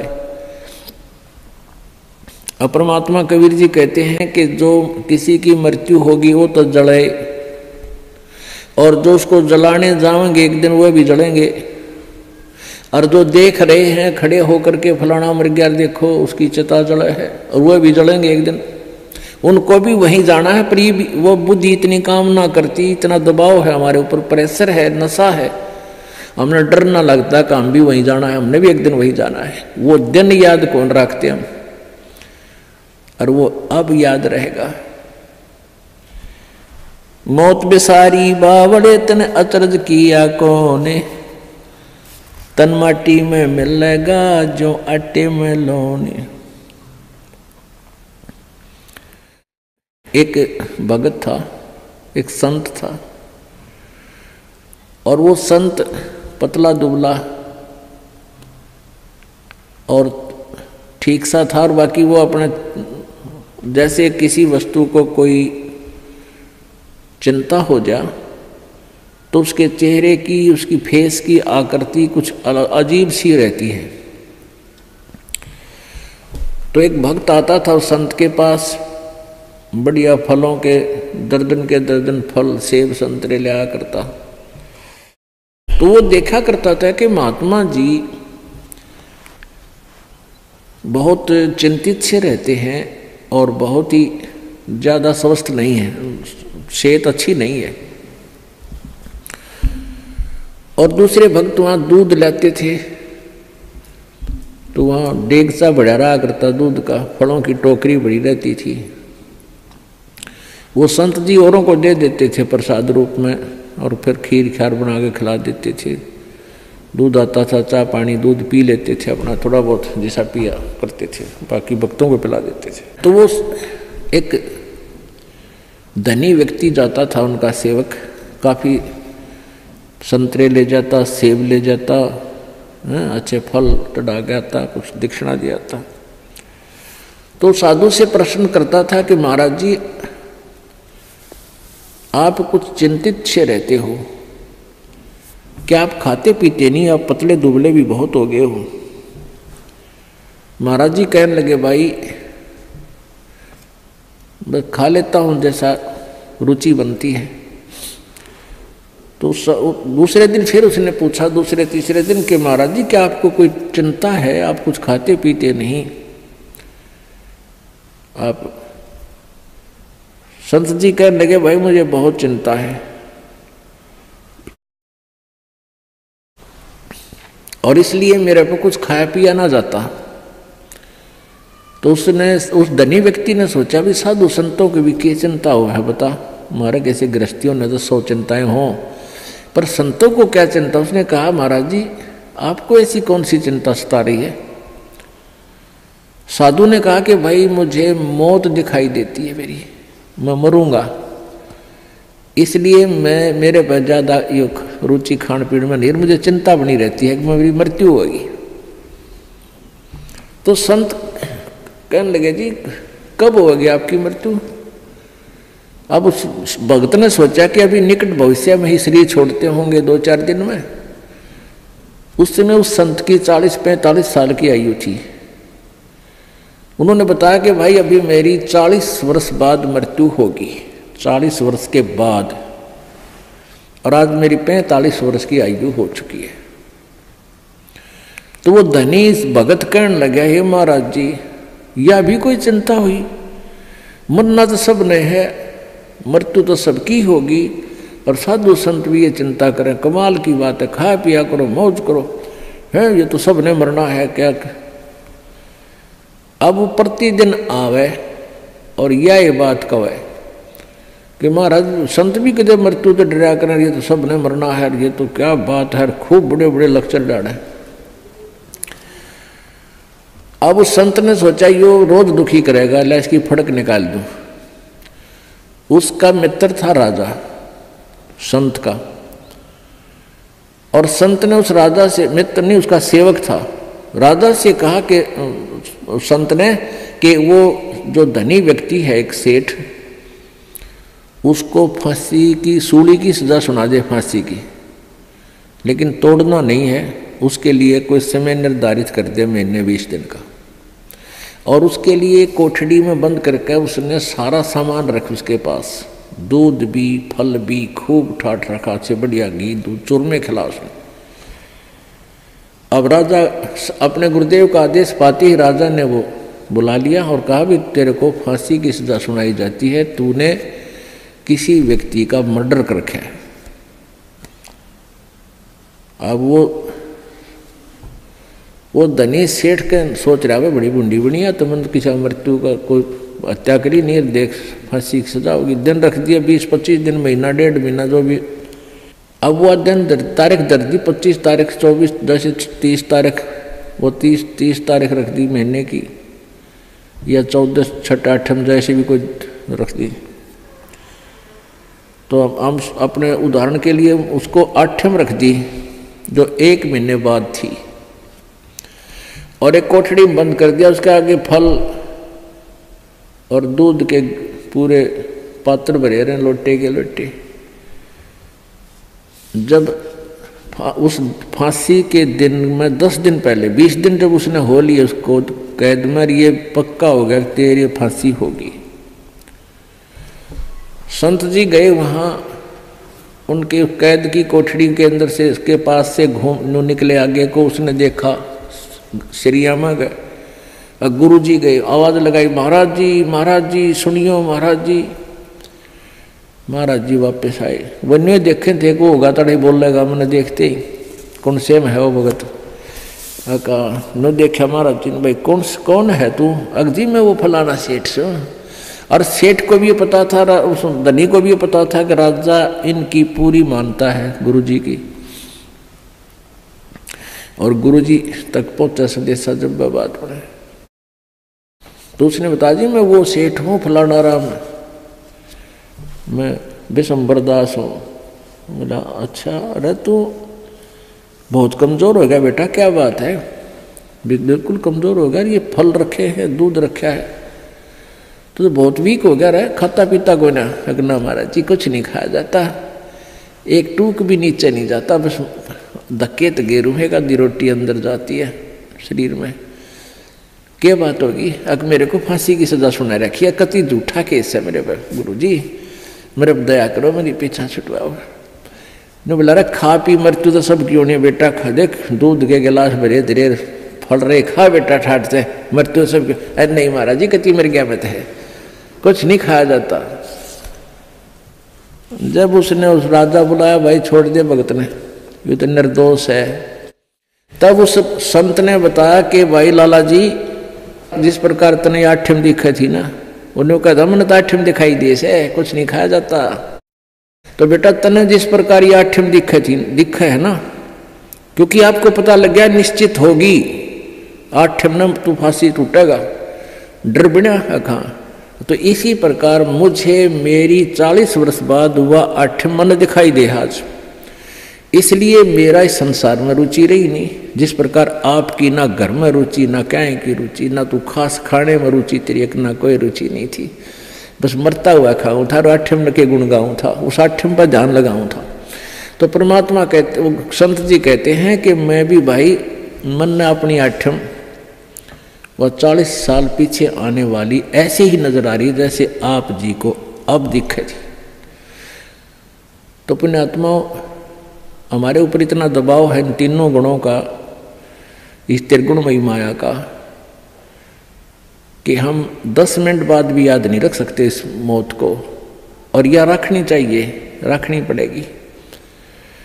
ज़्यादा से ज़्यादा 60 वर्ष, 65 वर्ष, 70 वर्ष तक ये शरीर ठीक रह सकता, घना स्वस्थ होगा। तो उसके बाद मान लिए चाहे 30-90 वर्ष भी उम्र होगी तो बस वह तो मौत तो ही बूढ़ा जीवन है, बाकी का तो। लेकिन भगवान की भक्ति आप पहले से ही कर रहे हो तो आने वाला बुढ़ापे में आपको बहुत सहयोग मिलेगा, हर तरह से पूरा सहायता देगा परमात्मा आपको। नहीं तो इस जीव के ऊपर ये बुढ़ापा सबसे बड़ा कहर होया करे। इसी प्रकार गीता जी अध्याय नंबर 7 के श्लोक नंबर 29 में बताया है कि जो उस तत्व ज्ञान के आधार से, उस तत्ब्रह्म से यानी परम अक्षर ब्रह्म से, अध्यात्म यानी सारे इस अध्यात्म ज्ञान से और सभी कर्मों से परिचित हो जाता है। आज के सत्संग में आपको इस कर्मों से परिचित कराया जा रहा है, अध्यात्म ज्ञान से परिचित कराया जा रहा है। तो वो व्यक्ति फिर जरा और मरण से छुटकारा पाने के लिए ही प्रयत्न करता है। जरा माने बुढ़ापा, मरण मीन मृत्यु। वो जरा माने बुढ़ापा यानी बुढ़ापे से और मृत्यु से छूटने के लिए ही प्रयत्न करता है, जो उस तत्व ब्रह्म से परिचित हो चुका, क्योंकि वो तत्व ब्रह्म, परम अक्षर ब्रह्म ही हमारे को जरा और मरण से सदा के लिए छुटकारा दिला सकता है। सतलोक के अंदर जाने के बाद आपका शरीर वृद्ध नहीं होगा, आप जी की मृत्यु नहीं होगी।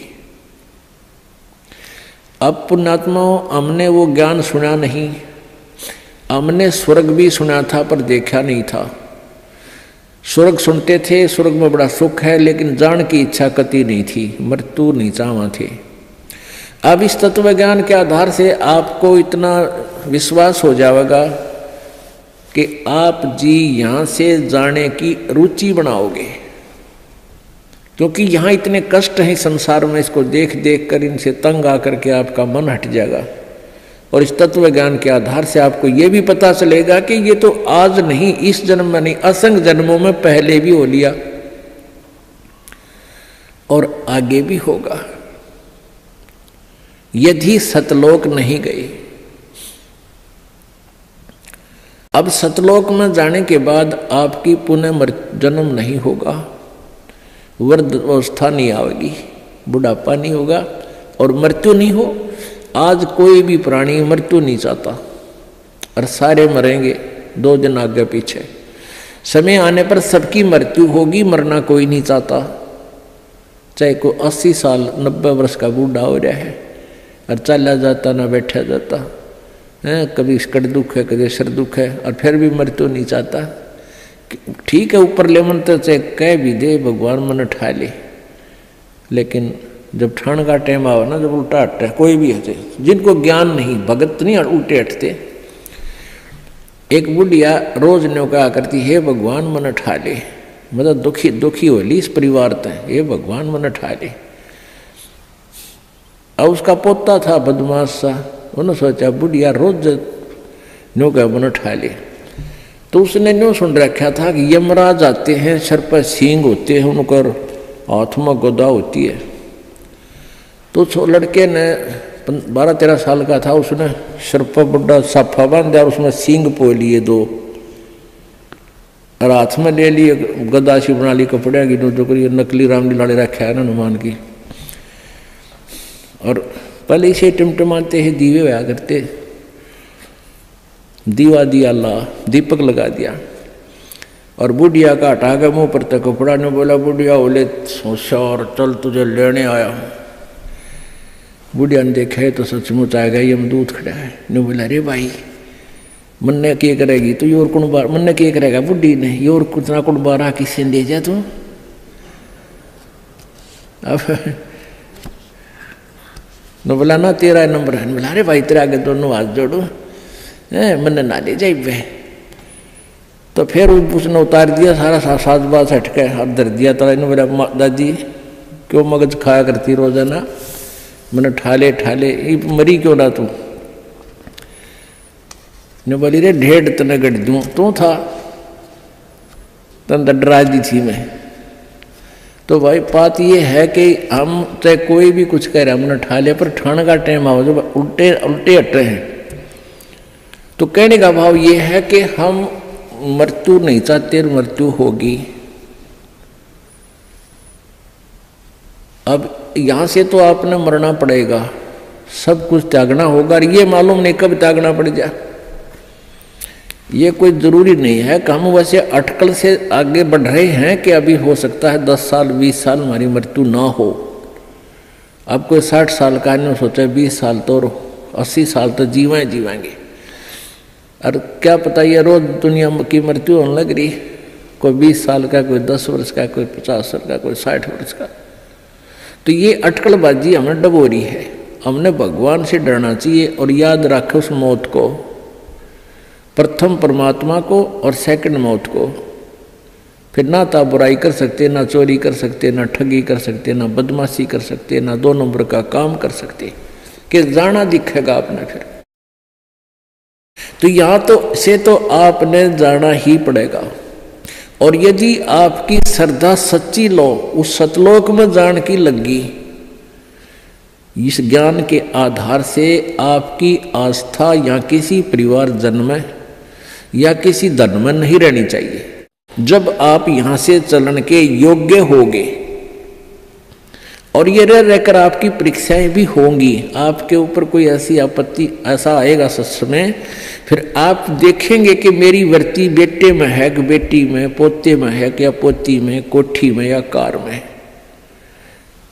आप जी ने अपने उस जाल को स्वयं काटने की चेष्टा करनी है कि तो जुल्म हो गया, मेरा तो बीच में आस्था है।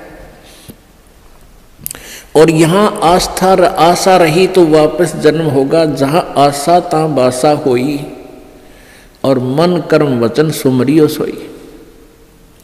आपकी यहाँ किसी भी चीज में आशा रहेगी, आस्था रहेगी, तो वापस आप जी को आना पड़ेगा।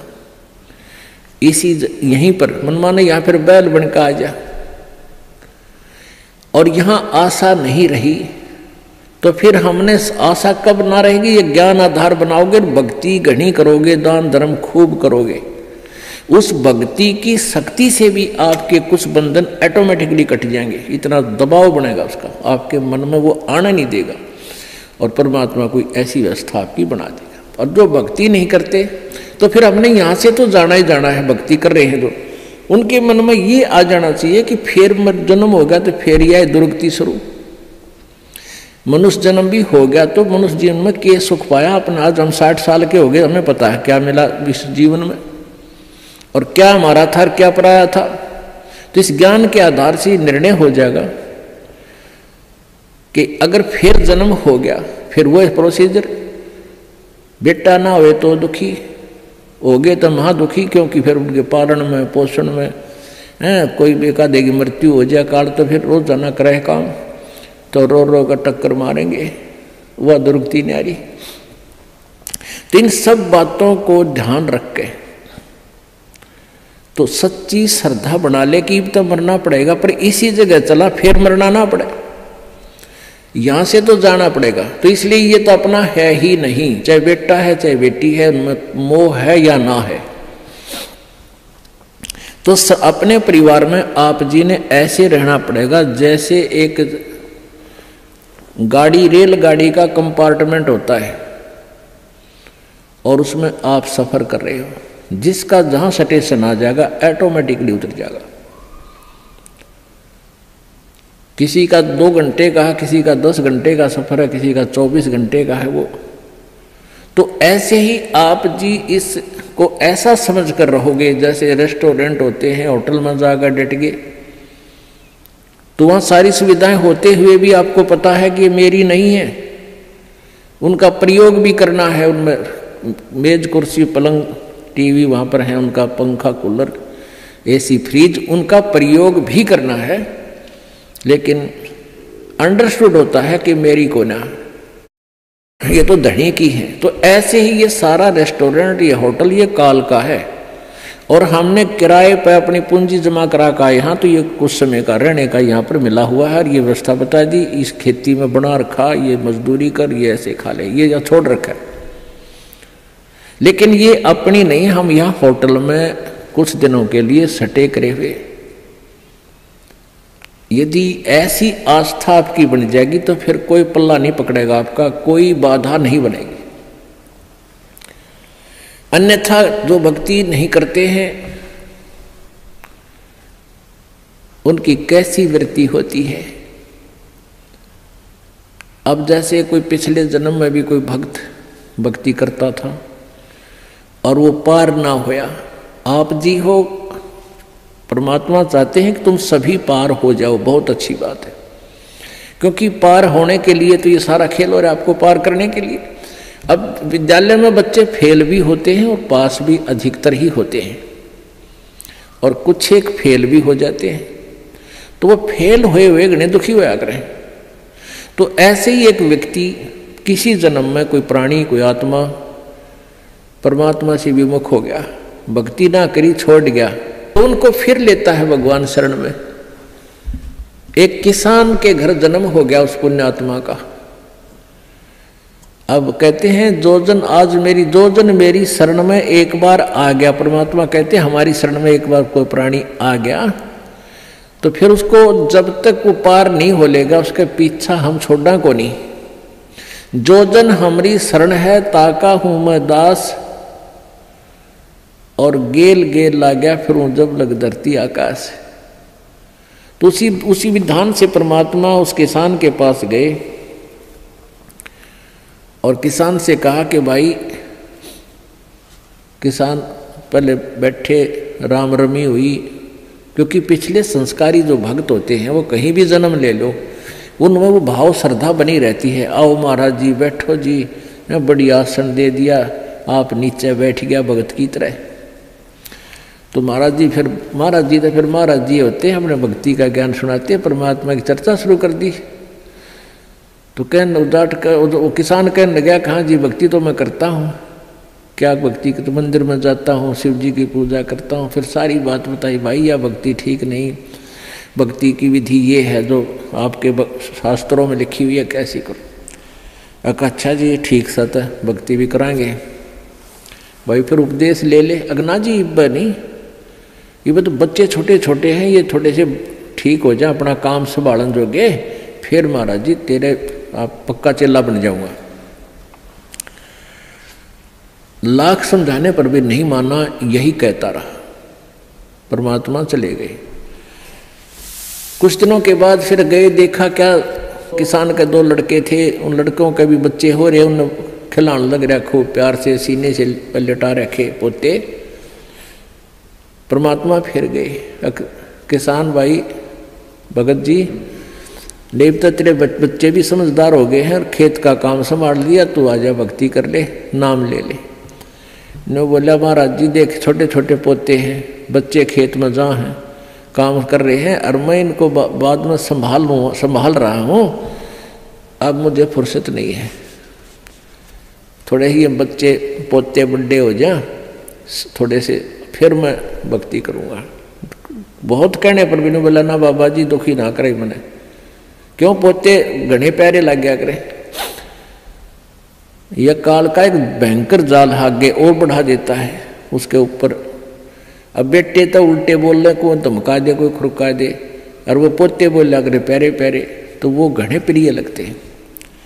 न बोले बाबा जी तू तो सब ऐसा ही, तेरे तो कोई लाग नहीं, कोई संतान नहीं, तेने क्या पता संसार के उसका है। कह दिया भक्ति कर ले, भक्ति नहीं होया करे, पोते बड़े हो लेंगे फिर बात करूँगा तेरे से, फिर जरूर नाम ले लूँगा, पक्की बात हो रही। नो टाल टूल दिया।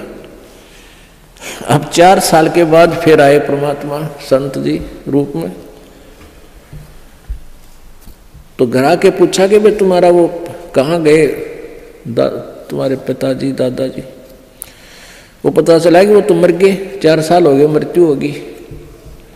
मालिक को तो पता था, क्या था कि खेत में उन्हें का बैल बन गया, आके बैल बन गया, बैल की जूनी प्राप्त की, और खेतों में उसका बेटा उसको हल में जोत रहा।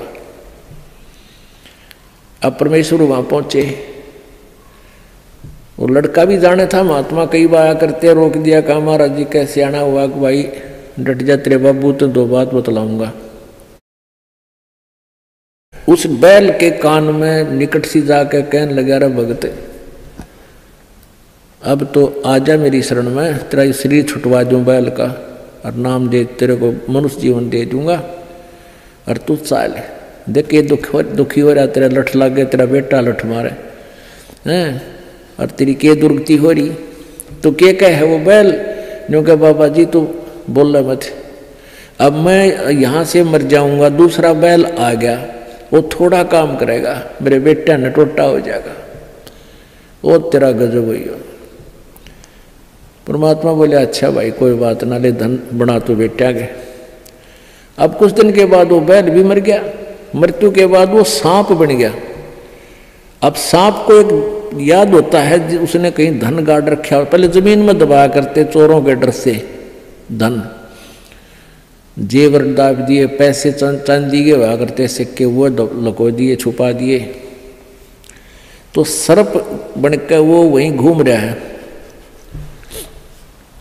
अब वो पुत्र वधुओं ने देख लिया, शोर मचाया, सांप सांप, उन बेटा ने मारा लठ उसका, वो मोरी में गए निकल गया, पर 1-2 लाठी अच्छी लगी उसके, कंडे में हो गया बीच तक।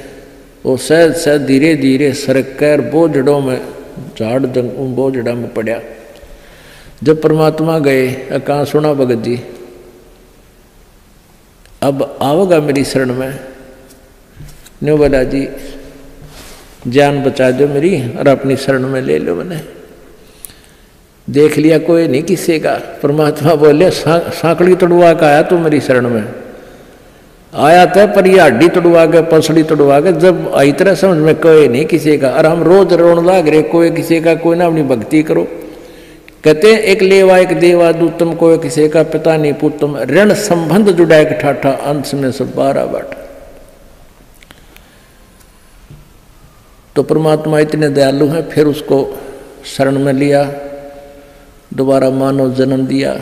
आगे देखो वो सूत में होगा कि ना, फिर वह बीमारी शुरू कर ले मन माने। तो ऐसे दयालु है परमात्मा, पुण्यात्माओं। ये मनुष्य जीवन बार बार नहीं मिलता, और ये ज्ञान नहीं मिलता। आपके ना जाने कौन से जन्म के पुण्य, बिना गिनती के असंख्य पुण्य आपके साथ हैं, और विशेष कृपा परमेश्वर कबीर जी के आपके ऊपर है, जो आप यहाँ पहुँच रहे हैं, और ये ज्ञान आप तक पहुँच रहा है उन पुण्यात्माओं के न्यारे कर्म इस दुनिया में। और परमात्मा कहते हैं समझा है तो सिर दर पाओ, बहुर नहीं रे ऐसा दाव। बोल सतगुरुदेव।